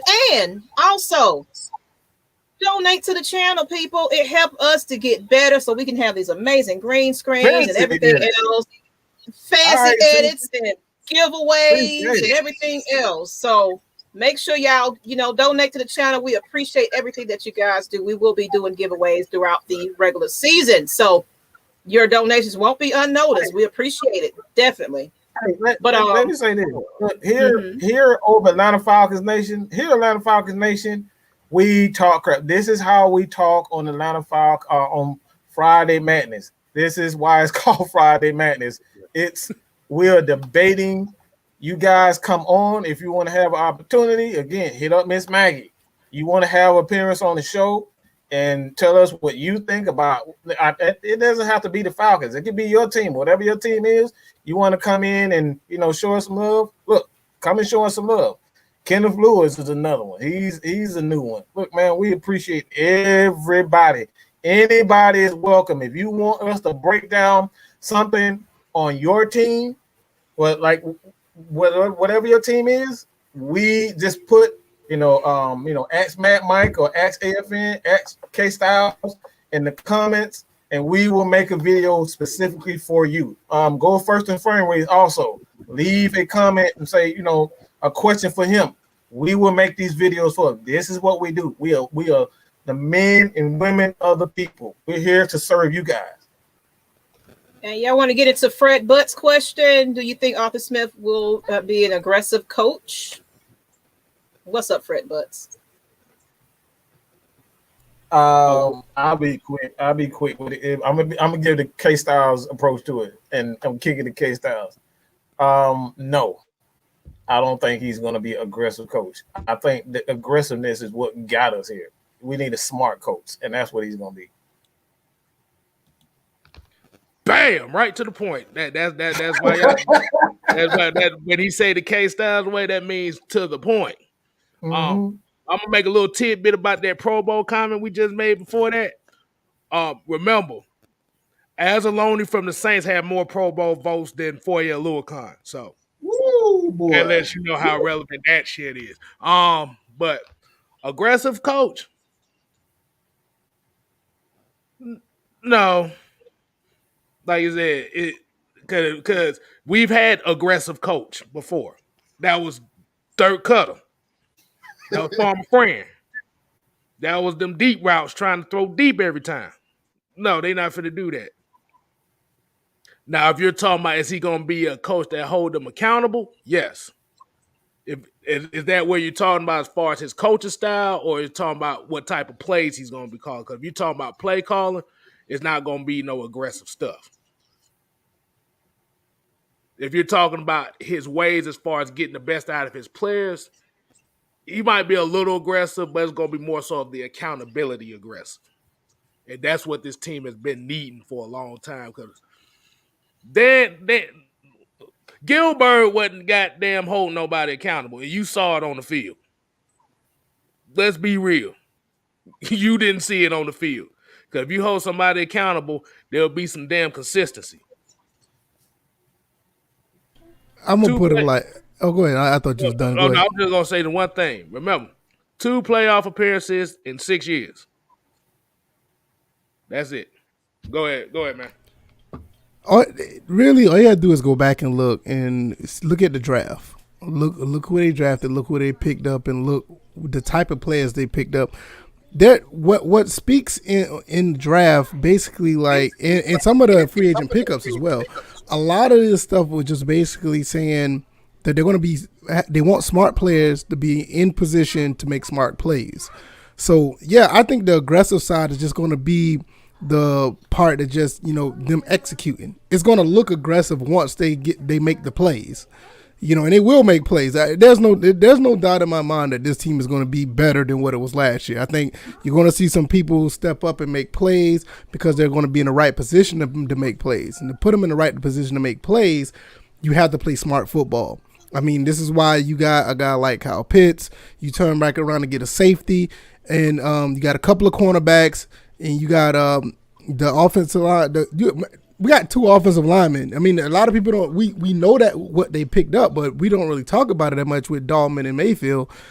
I think we got a lot of smart players. I ain't gonna say smart players. I think because I don't know them. I haven't seen them yet, but it seems like we have we did a lot of smart moves and getting the smart positions for players to be in the right place at the right time. And these guys look like they're coachable. They look like they have they seem like they have some intelligence, and it seems like they have the athletic ability to be put in the right places. Dean Pease, like, his style of football looks aggressive, but the way it's ran, it just seemed like with the multiple moves and positions and who's going to blitz and who's going to do that, once again, it just goes back to position. Whoever gets in position to make the play is going to look aggressive if they execute properly. So I don't think it's just going to be just overly aggressive and playing and overplaying your hand and end up being, being beat on a play or whatever. I just more think it's going to be smart, intelligent football that makes it looks like that we're doing the right things because they are going to be doing the right things. I like that. Well, that's what I said. I'm going to break down on that too. I literally just said that that's what a zone blitz is. It gives the impression that it's going to be aggressive, but you're trading a place for a place. That's why you blitz in the first place. It's more so, being a 3-4. It plays with the quarterback's mentality. For like it gives the impression that you're being aggressive, but you're dropping guys into a zone, and you're if a quarterback, if let's say for instance, you're sending 2 guys on the right side, and that's all the quarterback sees. And that's why you see a lot of, defensive linemen drop a lot of passes. These guys aren't really, used to being in coverage. And it's like the ball hit them, like we just saw with Jacob Tuioti-Mariner, like several times at the end of the season last year, where we were blitzing with Dion and Foyer, and you dropped Jacob into coverage, and he dropped easy passes. That's what you're going to see a lot of. They're already used to what what Dean Pease is going to do. That's why he's so excited, because he doesn't have to really take these guys through, that training process. They're already prepared for it. This is what we did towards the end of the year. They're aggressive and using that zone blitz. So that's what Dean Pease does. He's one of those guys that, like, again, he looks at what you do best, and he does more of that. So that's what the Falcons are going to be. We've already done. Okay. Well, I'm sorry. I was talking all on mute, and I wanted to get into our next comment right here from Dartmouth. How good will Keanu Neal be for Dallas, and what do you think? And let me know what you're a fan of. Yeah, let us know if you're a fan, because if you're a fan of Dallas Cowboys, I'll put it nice. But if you ain't, let us know if you're a fan of. If y'all new coming from JT's sports channel, let us know what you're representing and everything also, so they can kind of answer it according to your team, because of course we're gonna give you the Falcons version of it, So let us know if you are not a Falcons fan. Let us know. If you are, then guess what? You ready? Get ready. We'll hold out for them for a minute. But what do you think, y'all? I mean, go ahead and give it. You Matt Mike. Don't hold back. I'll just say this. Look, you ain't getting the guy that's gonna cover somebody. I'll just put it like that. That motherfucker is sorry when it comes. You talk about suck. This dude sucks in coverage. All right, he absolutely sucks. He done tore ACLs. He done tore Achilles. You're not getting the guy that's going to be great in coverage. All right, that's it. You don't want Keanu Neal in coverage. You don't want Ricardo Allen in coverage. Hell, you barely want DeMonte Casey in coverage. So if you're a Dallas Cowboy fan, I feel sorry for you if you're looking for coverage. But what you will get from Keanu Neal is a guy that is a tackling machine. This dude will knock your ass clean the hell out. He's physical. He's aggressive. He's a great blitzer. That's what he does best. So if you're looking for a guy that's going to be a complete safety, you're not getting that from him. You're getting the guy that's going to be. He's an early down linebacker at this point, and that's the reason why they're moving the linebacker, because he can't cover for crap.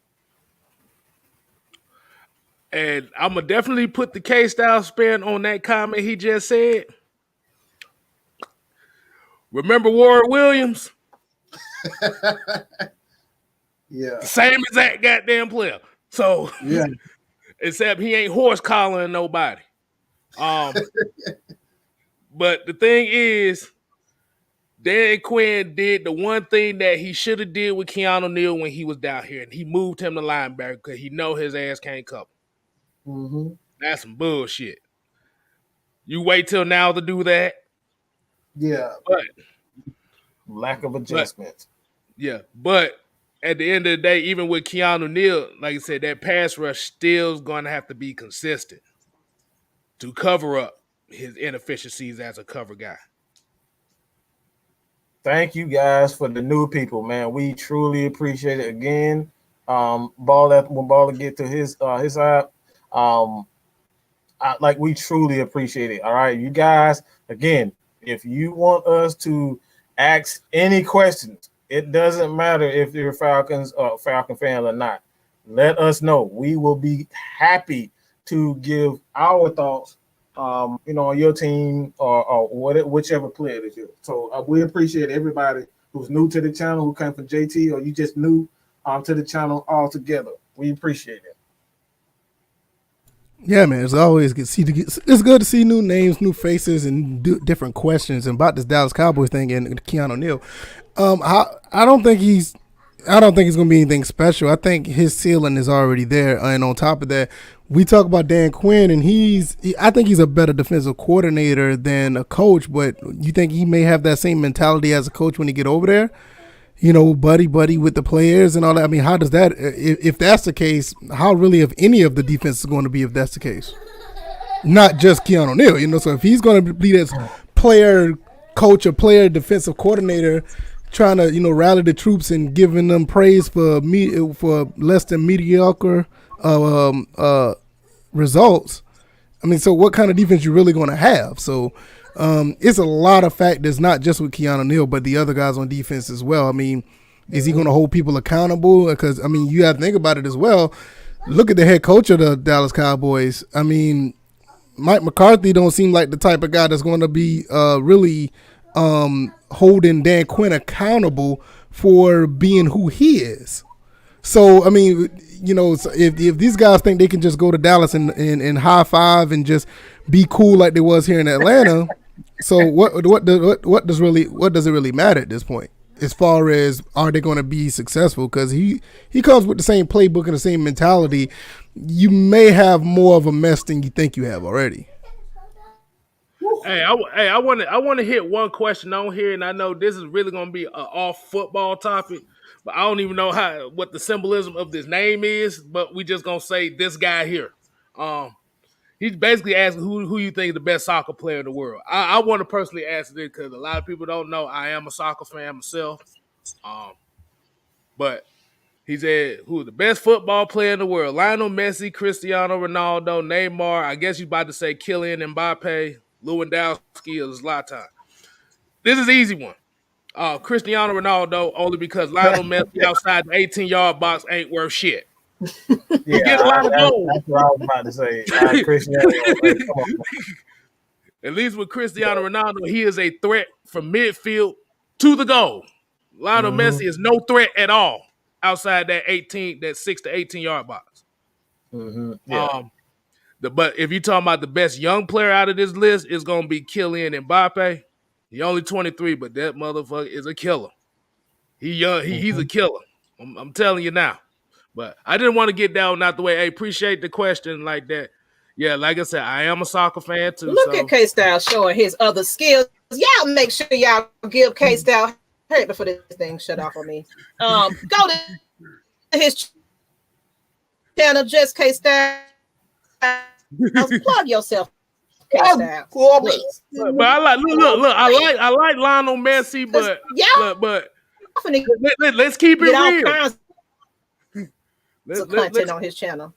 Exactly. I like Lionel Messi, but let's be real. Outside of that 6 yard, that 10, outside of that penalty box, and lack of set pieces, he ain't worth shit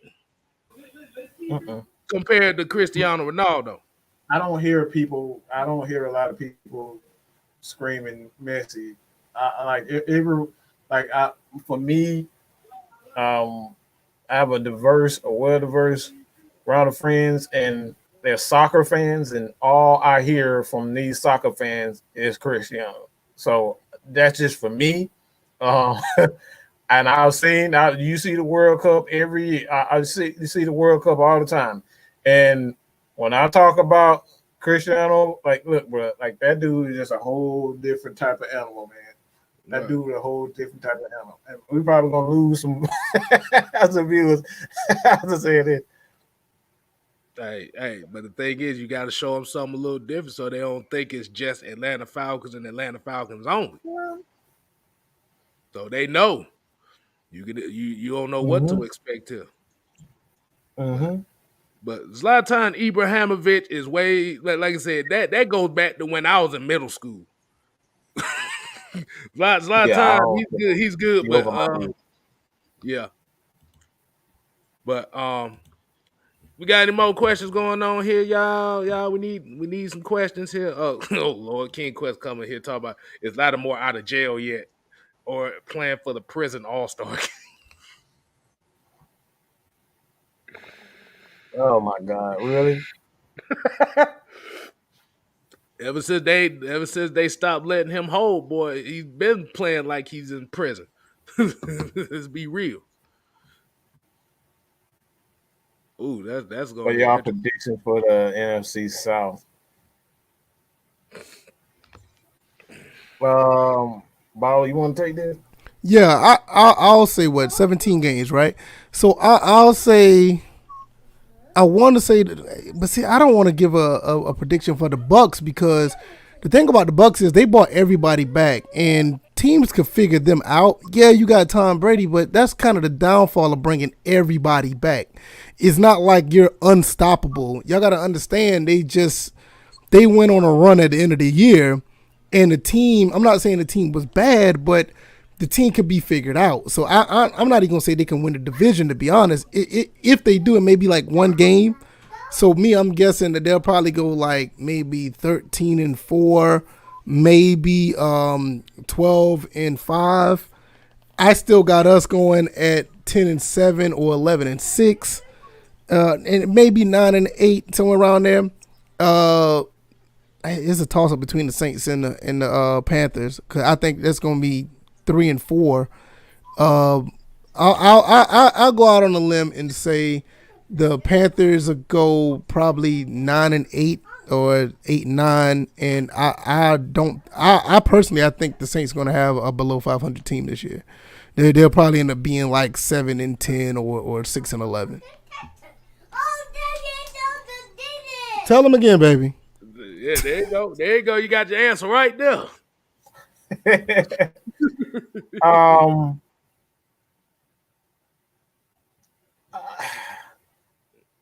It's going to be hard for them. Like, we're talking about a team that has a lot of cap issues, and yeah, you have an offensive coordinator that can, he can make things happen, but like, we don't know how brilliant he really is. Maybe it was Drew Brees who kept that team together all this time. It's cool to have a game plan without Drew Brees for a couple of games. But when you got a whole season where Drew Brees isn't there and teams know he's not going to be there, he's not coming back, then you got a whole different type of game plan together. So for me, I just don't think the Saints are going to be very good just based on that. Because you're talking about a Jameis Winston. Yeah, I like Jameis Winston. Can he throw the ball? Yes. Can he? Like, does he have great arm talent? Can he? Like, he is that.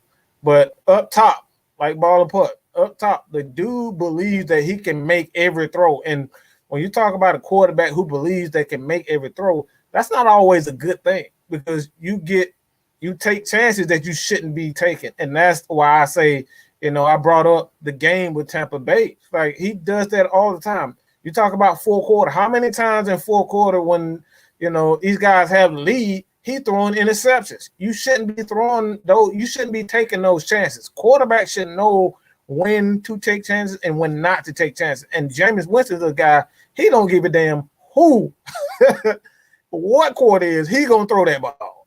Go ahead, Bob. Didn't we just talk about playing aggressive? Yeah. Yep. Shut up. Yep. Set up. You got to play smart.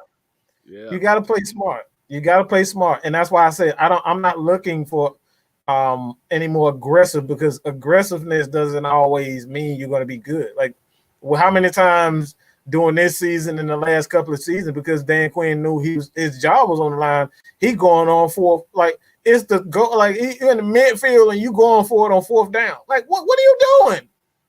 What are you doing? You can't do stuff like that. That was a Smitty problem too, wasn't it? Yeah. Coach Smitty had that problem too.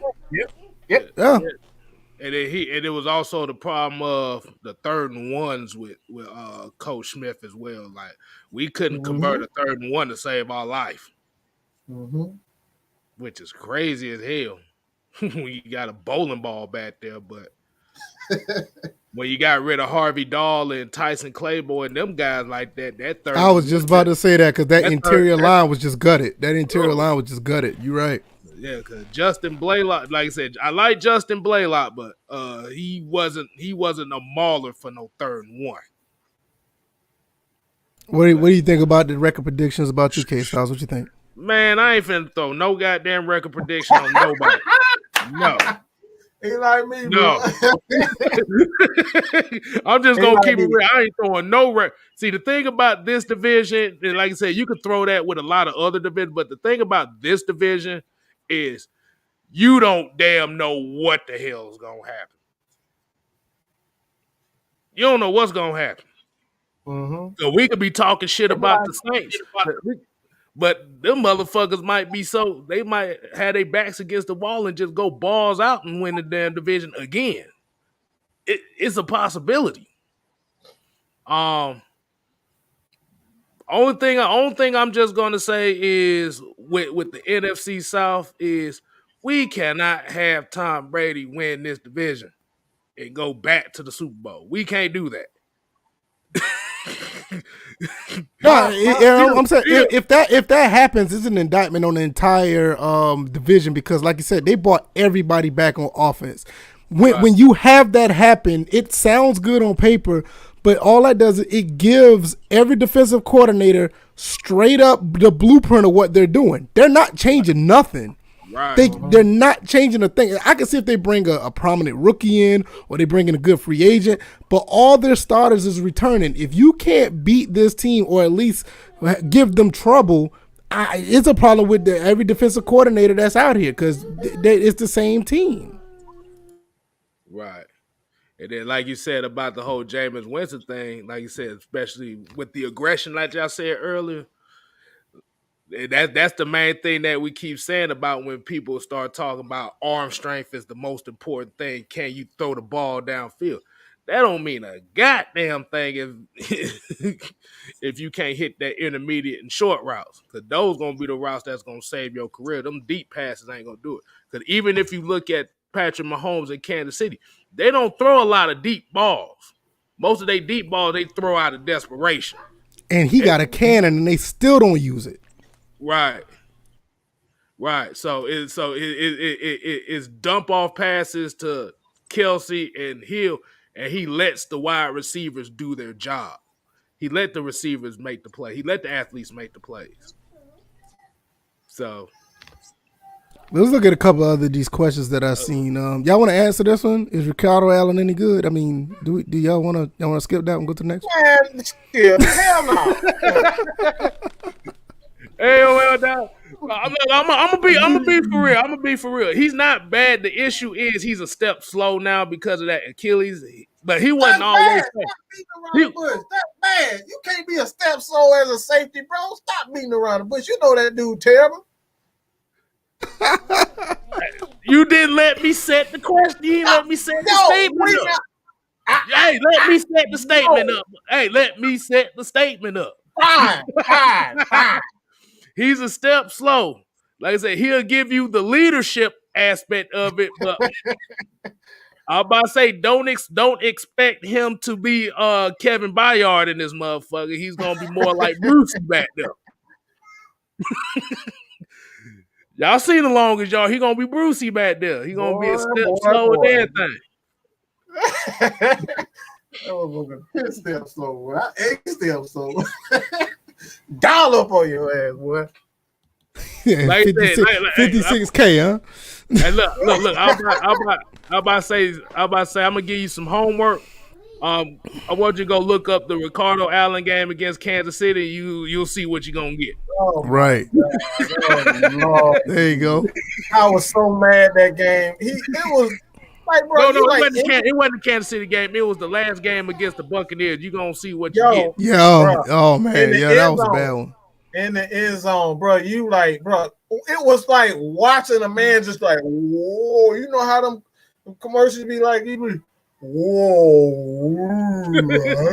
Like he running in slow motion. I'm like, bro, you gotta see that. How you not get there? And he's just like, bam. Oh, just like that Cowboy game, he did the same exact thing. Yeah. Yeah, I ain't got nothing nice to say. I wanted him gone like mid-season last year. I just saw he was just he like my thing with that. That's why I was angry with the teams. Like y'all so worried about, trying to preserve Dan Quinn's image that guys like Jalen Hawkins didn't get the necessary time to prove himself or get enough time to like show the next coach what he could do. Like that really pissed me off. Like guys like John Kaminsky, Jacob Tutu Mariner, he got his time. Marlon Davidson, like these guys didn't really. I mean, even Kstlyz Sheffield, like you didn't give these guys the real opportunity to showcase what they do. Like every time you saw Kstlyz Sheffield, they was like it wasn't any adjustment. Like y'all didn't blitz them. Y'all didn't like play a lot of cover two. Y'all just like put this man in zone and man coverage against one of their best receivers and just left them there. So it's like, look, bro, like you gotta do better than that, man. Rookies, what rookie do you believe had the biggest will be the biggest surprise?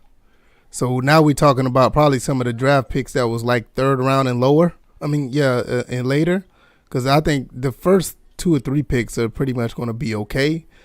Biggest surprise, I'm just going to keep it simple. I really think Frank Darby's going to be the biggest surprise out of all the rookies that we have. What y'all think? I got the big fat dude.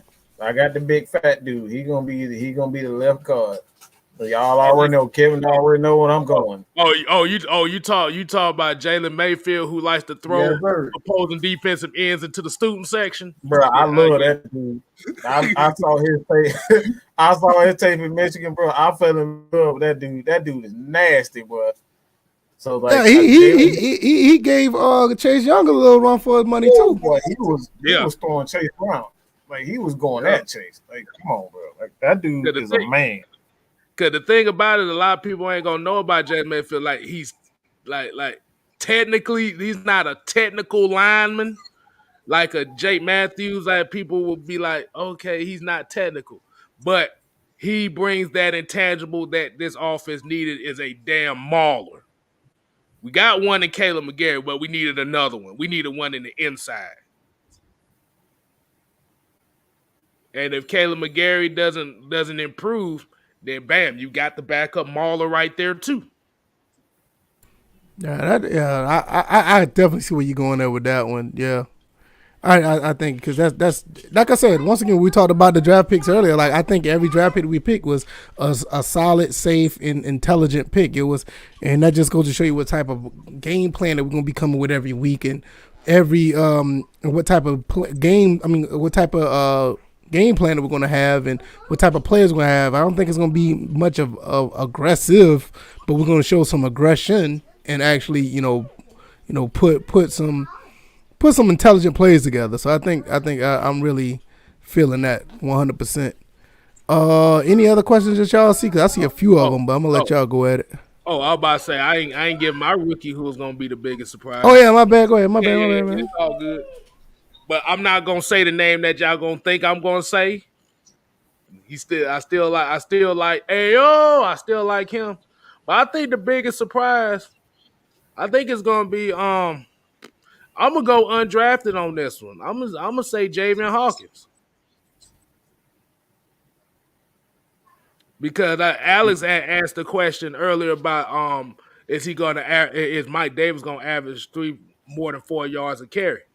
No, he probably is not. But if you put a Javian Hawkins back there, let him get his snaps in, y'all gonna be very surprised, and y'all gonna like what y'all see, because he is Ward Dunn.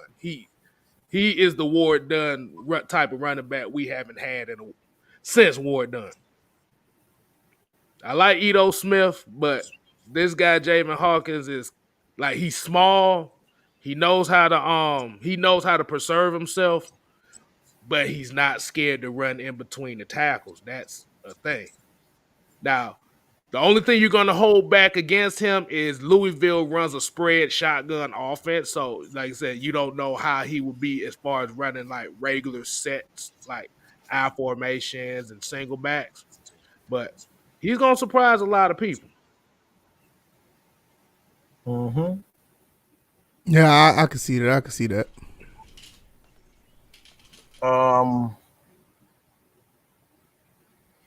I'm like, what teams will give us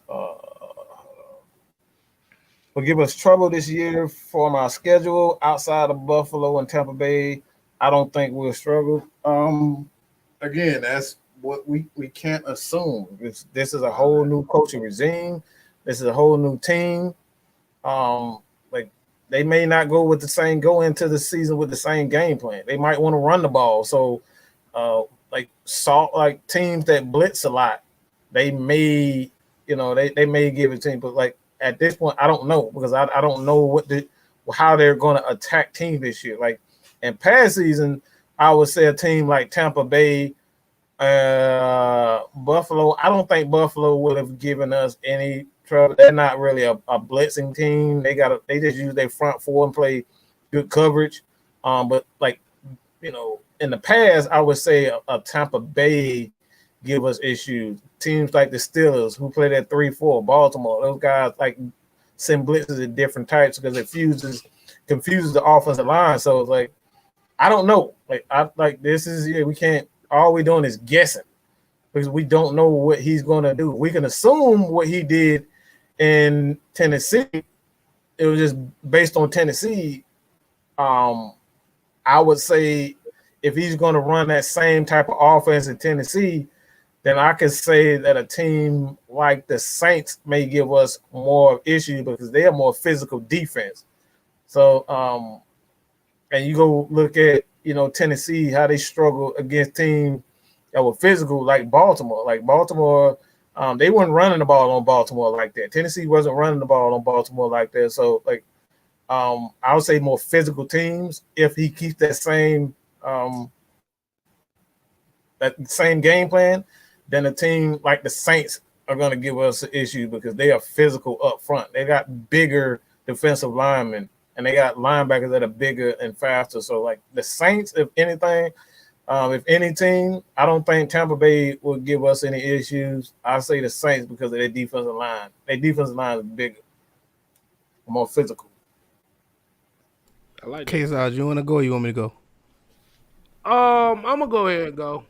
From looking at the schedule, and I know as much as we have kind of been talking about Tua, and can he progress to it? But I say Miami's gonna give us a little bit of problems because remember that defense was already good, and then they just added to it. But the thing about it is, at the end of the day, it's gonna all depend on Tua. Can Tua take that next step? Because they're gonna run the ball. Mike Gesicki is emerging as a tight end down there. He's had a better season this year than he'd had the previous couple years. But yeah, I say definitely Miami will probably give us problems. I still think we'll win, but it's gonna be that's gonna be one of those who's gonna withstand the last blow type of games right there. Outside of the division anyway, so that's why I'm gonna go with that. Yeah, that's what I was thinking too. Like when the question came up, I really didn't want to put in any input about the teams in our division because we always play tough. See them 2 times a year, so that's simple. I like the Miami look because Miami, like I said, if the quarterback, if Tua plays decent, they're going to give us fits. Another team that I want to say, the 49ers, they already had a good team. And I don't know what they're going to do with their quarterback situation, but their team was already pretty well stacked already. So, and then we have to go to San Francisco to play them. So that team probably going to give us the most trouble out of all the teams I see that's outside of the division. Maybe Dallas. And I mean, even, we played Dallas last year and you see how that played out, but I'm really worried about the 49ers playing against them as far as us having like that one game that we look like a JV team or something because that team has already had all the type of talent already. So outside of that, I mean, them and Dallas and maybe, them and Miami and maybe Dallas, but I'm leaning towards more the 49ers. Okay. So we got a $10 super chat. $10. Holla, holla, holla, holla. From Daniel Bell. Holla. Holla, holla, holla. He said, Mad Mike. He said, I bet you AJ Terrell has the first pick. Hashtag ATL wins division. Man, y'all can have them predictions. I don't do predictions, bro. I don't like looking like an idiot. Like I don't do that. I don't think it's gonna be AJ. I think it's gonna be Fabian Moreau. Like, cause ain't nobody thinking about him. Like, he's the most nobody's saying anything. He's a solid corner. He's a solid corner. Everybody's gonna everybody's gonna expect AJ Terrell to do something. They're gonna expect, regardless of what people think, like they're gonna expect, Isaiah Oliver to at least under Dean Pease to do something, but nobody is paying any attention to guys like Fabian Moreau and Kstlyz Sheffield. Like Kstlyz Sheffield could be another one. They're not expecting to do so. Like if we're talking about a pick six, those guys tend to get pick sixes more so than starters do. How about I'll say that Foyer Lurcon gonna get the first one? There you go. You can't be so damn. You gonna go from saying the Irish, not the Irish, to somebody that was Irish. Well, of course he go. He's one of the best playmakers of the team. Hey, but if you want me to go unconventional, I will go unconventional. I would say the first pick is going to go to Eric Harris. Eric Harris. Okay, I can see that. I can see that. I like that. Yeah, I'm gonna pick a safe pick. I think it's gonna be Deion Jones. I don't know if he's gonna get the first pick six, but I think he might get the first pick. I'm gonna just say Deion Jones. It said the first pick six. Yeah, Eric Harris. I'll give him the first pick. Yeah, first pick six. Yeah, I think it's gonna be somebody who we expect with the pick six. and watch we all be wrong in the first pick six.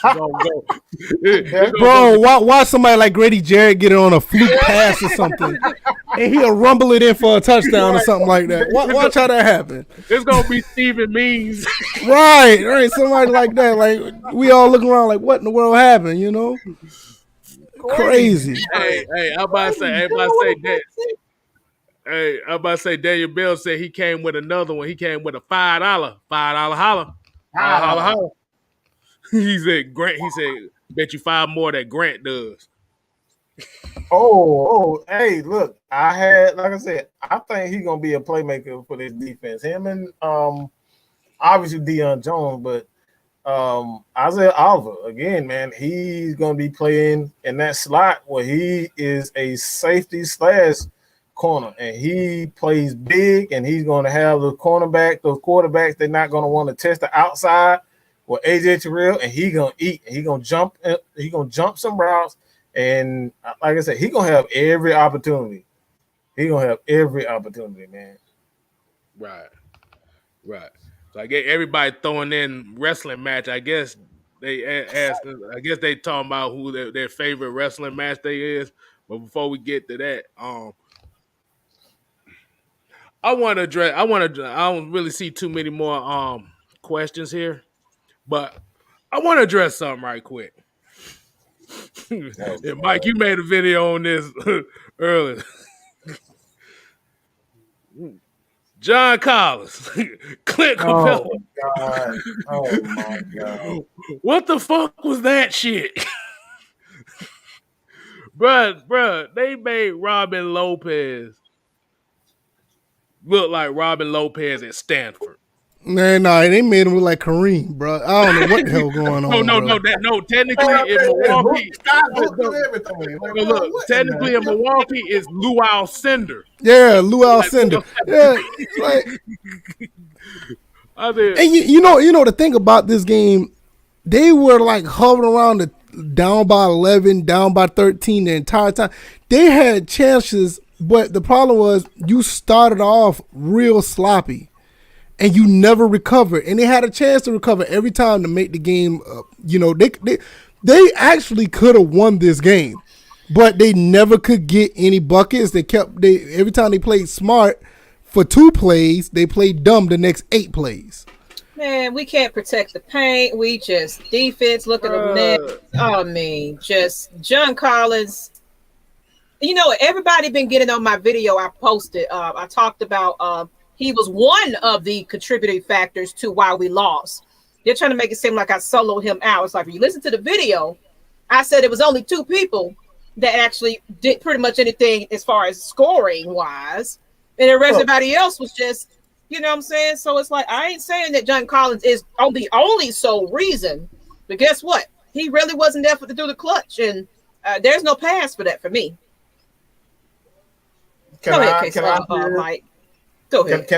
Can I look? I'm going to speak. You ain't got to say it. I'll say it. That loss was on John Collins. Why? We talk about leaders. If that was Matt Ryan, if that was Grady Jarrett, if that was Julio Jones who dropped the pass and Julio didn't show up and like be the leader, like we're talking about, you asked for $120 million. You got to step up and show. Like, no, fuck that, coach. I need that damn ball. Trey ain't here. I need that ball. You step out the way, Lou. You step out the way, Clint. Give me that ball. I want it. He did not take on that challenge. So if you're going to ask for $120 million, you better act you gotta play like you're going to be wanting that money. Absolutely. Like you want the ball. Mm-hmm. He ran from every opportunity. And then you got on the defensive side of the ball, you don't want to rebound. So I'm blaming it on him. You got to have a leader. Well, every time Trey, everybody say Trey Young, oh, he's shooting 30-footers. But guess what? That motherfucker know he going to hit him. He ain't running from it. He don't give a fuck. If the coach says no, he don't give a fuck what nobody say. Trey going to pull that 30-footer. Period. So if you want $120 million, you better act like it. Hold on. Wait a minute now. We got a new member Remember Blackheart. Thank you, Blackheart. Boo, boo, boo, boo, boo. Pick up the pieces. Pick up. Oh, we didn't know how. Pick up the pieces. You won't be disappointed, sir. You definitely won't. Thank you, Blackheart. Definitely appreciate you. I'm sorry. I wanted to go harder. I wanted to go harder on that. They went in on Miss Maggie T. They went in on little old me. Like, really? I was like, ooh.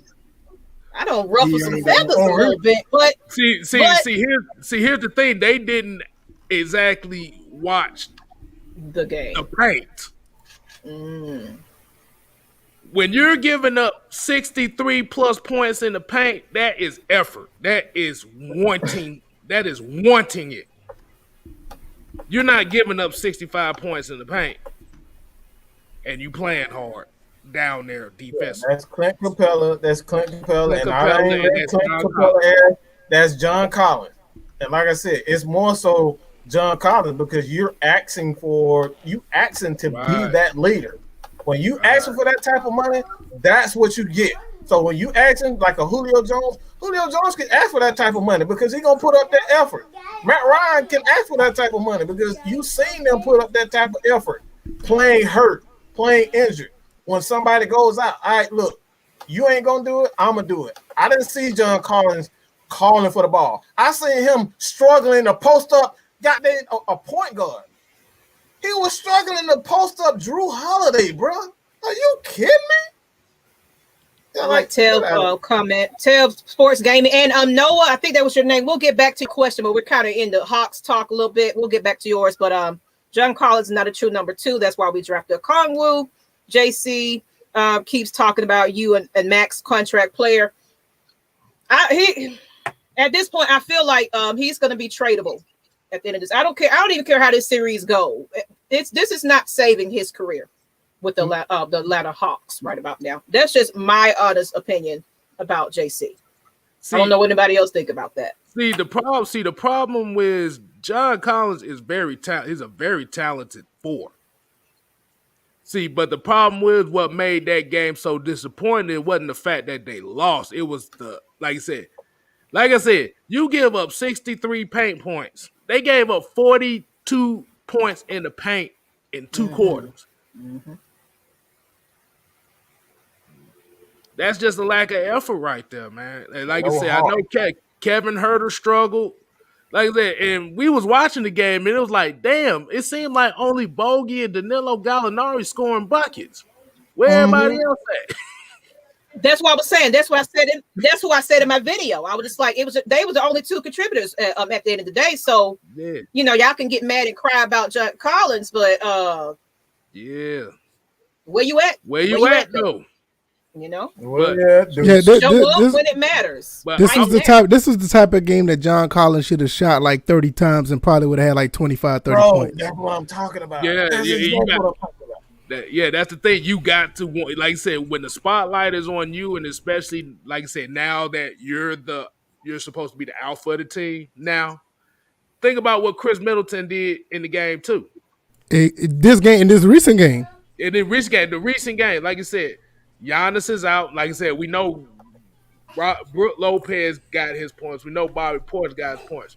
But when it came to the opportunity that he wanted to shoot the ball and make an impact himself, like Chris Middleton had 27 points and 13 rebounds. That's effort. Collins, like I said, he didn't show the effort defensively because I think the problem with his game is, he's so used to. He's like one of those. Like, he needs that lob. He needs that lob dunk to get into the game. That's his problem, and he's so used to that being like that. And without Trey, they're not running that pick and roll like that. Without Trey, that's Trey's offense. I call it the runner option offense, which basically means once he gets in that paint, he has one of 2 options. He's gonna throw the floater or he's gonna throw the lob. John Collins has all the ability to drive to the hole and get a foul every time, and he did not do that not once. Right. He didn't, and that would have slowed down the game. That would have got those guys in foul trouble, and it would have made them think twice about doing what they're doing on offense because they're in foul trouble. They don't want to catch any offensive fouls, and that's tiresome driving. Trying to defend somebody driving to the hole all the time. You get tired. You can wear a team down like that. It's no different than running the ball up the middle in football. It's no difference. Right. And let me put this for the record. Cam Reddish is giving Chris Middleton hell out there right now. Man, I'm loving some Cam Reddish. Man. I got a whole crush on Cam Reddish. I ain't gonna lie. Look, like I said, I had a whole Cam Reddish video 7-8 months ago on my channel, and you're seeing it right here. You seeing it right now. Like I said, he still got some ways to go, but at least the effort is there. Okongwu, he's not giving you much offensively, but the effort is there. That's what we're looking for. Yeah, it's just unfortunate that Cam is somewhat limited to minutes, and he just can't play as much as we would like for him to do. But you're right. I mean, he's been putting clamps on Middleton pretty much ever since he started playing again. Exactly. So the future is bright, but like I said, Game 6, the only adjustment they need, like I said, now you at home, now you ain't got no excuse to bring energy because the crowd is going to bring the energy. So you going to have to match it, and you have to. Which shouldn't have been no reason anyway. We had no Giannis. I mean, come on now. Like now you have the big man there. It's not even that. It's not. Did you see like the first 10? Like the first quarter of that game. Behind the back pass to the other team, bad pick and roll pass. I mean, we turned the ball over maybe about what 8-9 times in the first quarter. I mean, it was real bad. That's really how they got the lead because those turnovers, and we just couldn't recover. I mean, the game was, like I said, the game was between 11 and 13 most of the time. We were down by that much, and with this offense that Atlanta runs, it's not hard to come back from that. I mean, hell, we came back from 28 against the Sixers. So it's not hard. It's just that once you put yourself in that hole and everybody act like they was timid to actually drive to the basket, that's what killed us. Everything else, that's what killed. It's like it wasn't the fact that the energy that it was just a bunch of gimme plays to give to the Bucks, and that's what gave them energy because they came out like getting easy buckets off turnovers. Because I mean what killed it for me when I saw the behind the back pass by Lou Williams and it went to the other team, they went straight down the score. When I saw that, I was like, all right, okay, now I see what's going on. Go on that basket, doing all this, and having a whole damn field day on us. I was like, you know what? Yeah. That was like a circus at this point. They were just like trolling us at that point. When I saw Brook Lopez catch a lob and yam that hole running down, and he running down the court like a wounded hyena, I said, yeah, this is some bullshit. He runs like a wounded hyena. Yeah, you can't blame this on not having Trey there or nothing. I mean, that team, there were just too many mistakes in the beginning and they never recovered. It's like they didn't even try to box out. They didn't even try to cause a presence in the paint. They just sat there like, all right, Brook Lopez is there. He may miss this shot. I mean, he's 2 feet away from the basket. What you think? Like, y'all got to do something. He's 7'1".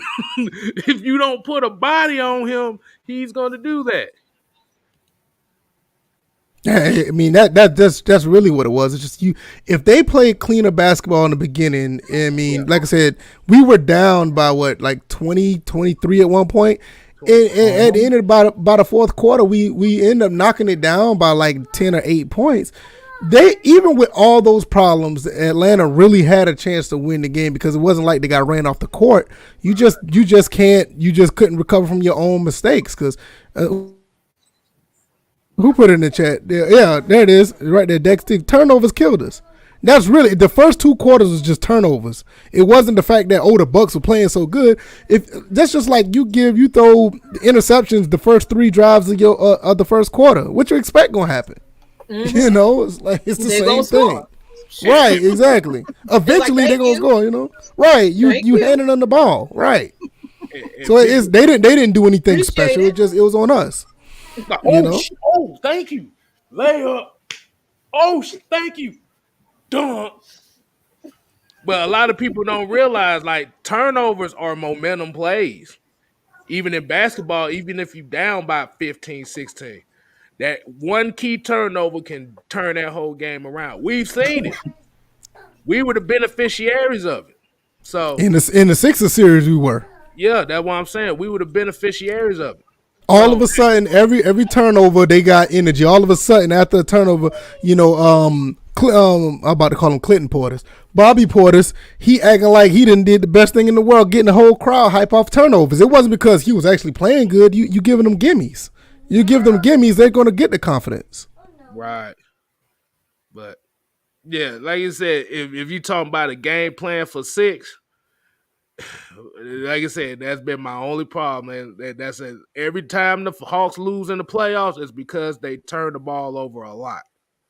You cut them down, your record is actually they actually have one of the better records in the playoffs when they don't turn the ball over like that.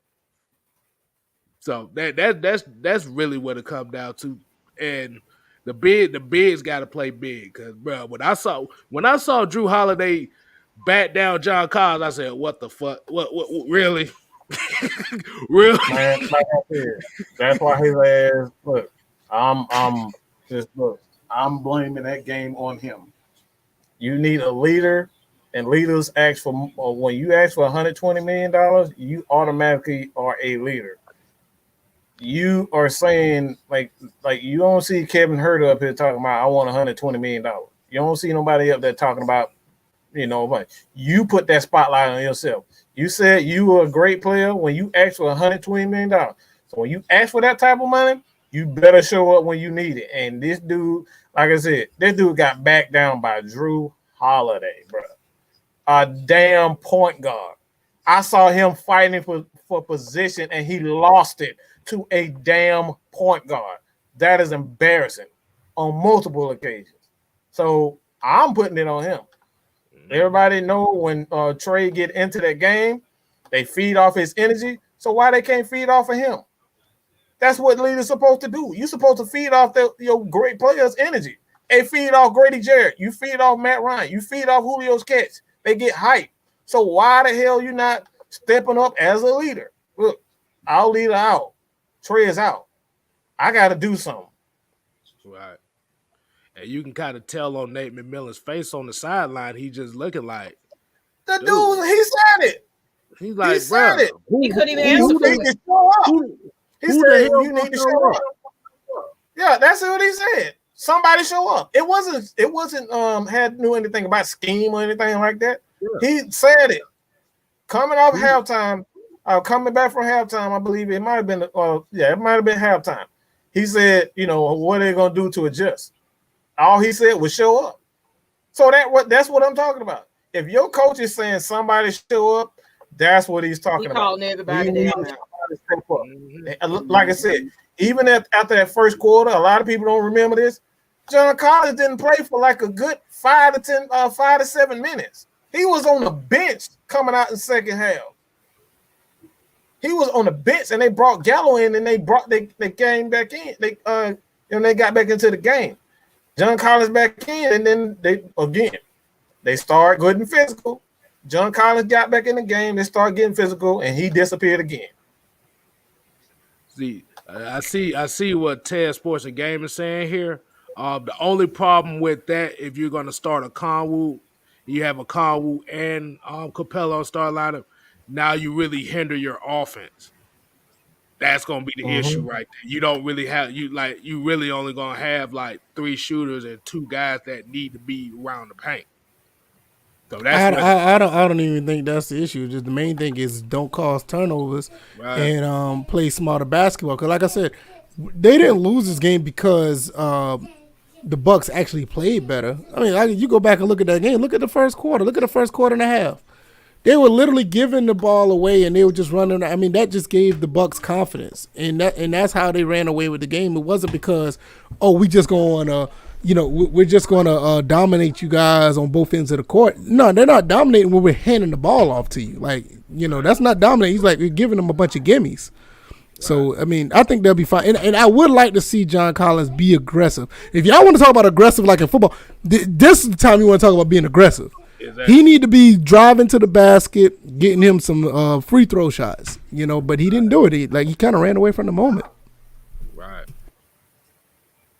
Okay, y'all. What y'all think about go ahead and let this go ahead and ride on out for the rest of the day? Because we do have a Saturday morning show coming up at 11 a.m. tomorrow. So we got to, I got to get my sleep in, get ready to go. It's Kstylz birthday. So we got to celebrate today. In case anybody is late to the show, it is Kstylz birthday, everybody. I want to give a big shout out to Kstylz. Everybody in the chat, red and black. If you're not a fan of the Falcons, whatever you want to do, show some love. We need to give Kstylz a big old happy birthday. Happy birthday to you. Happy birthday, Kstylz, man. That's good. There we go. Appreciate there we go. Like I said, I'm 34 now, but my knees is 64.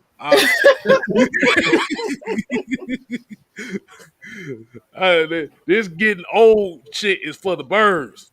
And in case we missed anybody else's questions, we do apologize for that. We just been running rapid today. We had special guests and everything. So put it back on the video and leave it, drop it. Hashtag anybody you want to give it to. Kstylz VR. If y'all want to give him some questions, please drop it on these links. We'll make sure he gets those as well. He is affiliated with AFN, so he can give y'all a reply also. So leave some questions at the end of this video once it posts and everything. Please leave a comment. We appreciate y'all on all social media. If you can't find the stream right away, because you know how YouTube is sometimes, go on social media. Also drop those hashtags so we can find them as well. So that's all I got to say on that end, people. Let's go ahead and let us close it on up. We'll start off with the birthday man since he got his hand up. Okay. Like I said, we appreciate everybody tuning in on tonight. Like I said, shouts out to JT Sports. Like I said, very informational. And like I said, we all learn from him. Y'all make sure y'all go subscribe to him if you haven't. Like I said, and I'm going to put this disclaimer. The 6-man convo, which is the show we do on Thursday, is exclusively on just Kstylz channel. Mm-hmm. So when y'all looking for the 6-man combo, you go to that channel. We still go. I'ma still have something for AFN too. So we not finna just shut all that down completely. But hold on, you might have to get into this $5 holla super chat right quick. Where did I don't even see it pop up? Where it go? Oh, there we go. $5.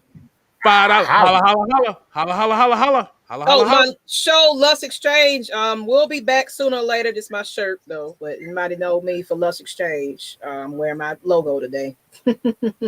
All right. By the way, I really enjoyed the content. Started with Mad Mike rant. Lord have mercy. It always starts with my rants. And now like family, I'm for Columbus UGA. UGA. Hey, man. Woo, woo, woo. Man, hey man, what all y'all? Oh, that's the wrong one, because that's a Tech fan. He's a Tech fan, but yeah. Appreciate the $5 holla. And that's Georgia Southern over there, so yeah. it's 2-1-1. We still outnumbered. Hey man, we appreciate it. We appreciate it. But yeah, I'm gonna do two things here, and I ain't did. And since you want to call me Bone Crusher, I'm gonna give you a Bone Crusher line. I'm like, gripping the grain. Oh my God. From the front to the back. He ain't even big no more. He likes medium crusher now. Well, he's still big, but he ain't walking, knocking down. Look, I'm about to say I wasn't that damn big. Like right now, I'm not that damn big. So I look big on camera. But I'm still fat though. So just know, y'all still got the fat. Ain't nothing wrong with a little fat. Maggie got a little stomach. Shoot. Hey. Ain't nothing wrong with eating good. I'm literally tossing farm tires every day. So yeah, so I'm fat, but it's something else under here too. So don't get it twisted. But I ain't did this in a while, so I'm gonna go ahead and I'm gonna just end it with this. I ain't did this song in a while. I think since this birthday, I'm gonna do the one that everybody knows me for. That made Kstylz famous. So I'm gonna go ahead and do it. Hold on, let me get the vocals ready. Ooh, baby, I got Popeyes.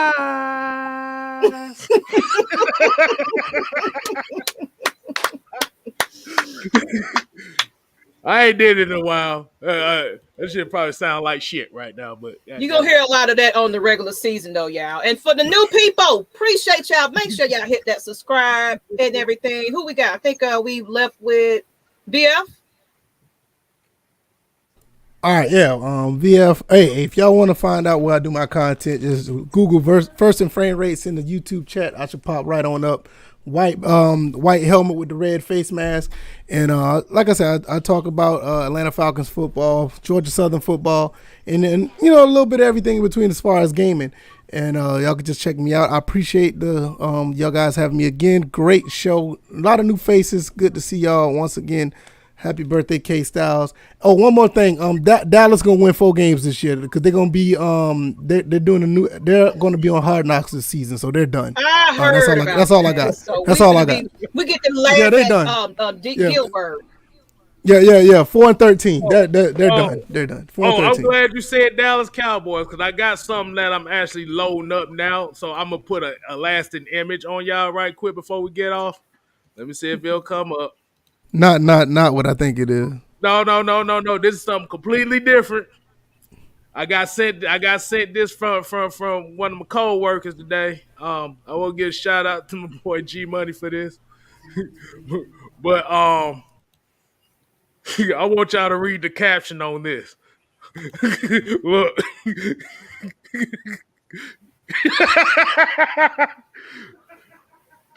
All right. It's time to go, man. It's time to go, man. Let's go, man. That president don't want Emma. On that note, shots fired. Yeah. That shit was fucked up. It was funny. That's why I had to put it up there. I told him I was gonna put it on the show, but it was at the end of the show. That was funny. Yeah, but yeah, Dallas through. They on Hard Knocks. They're done. They're done. I ain't worried about that. They're done. That boy Sissy said, y'all still live.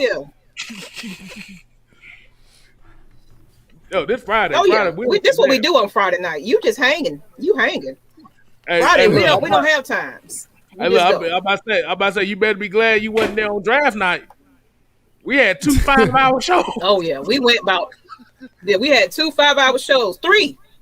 So me and Mike got on there and did some things by ourselves, I think. It was something. I don't even remember that. I don't want to go back to that past. On that note, let's get some sleep, people. Good night. See y'all tomorrow morning at 11 a.m. on Red Clay Sports Show. Y'all want to hear some morning talk. Get your breakfast on and eat and drink and be merry with us. All right, people, and we out. Peace. Bye.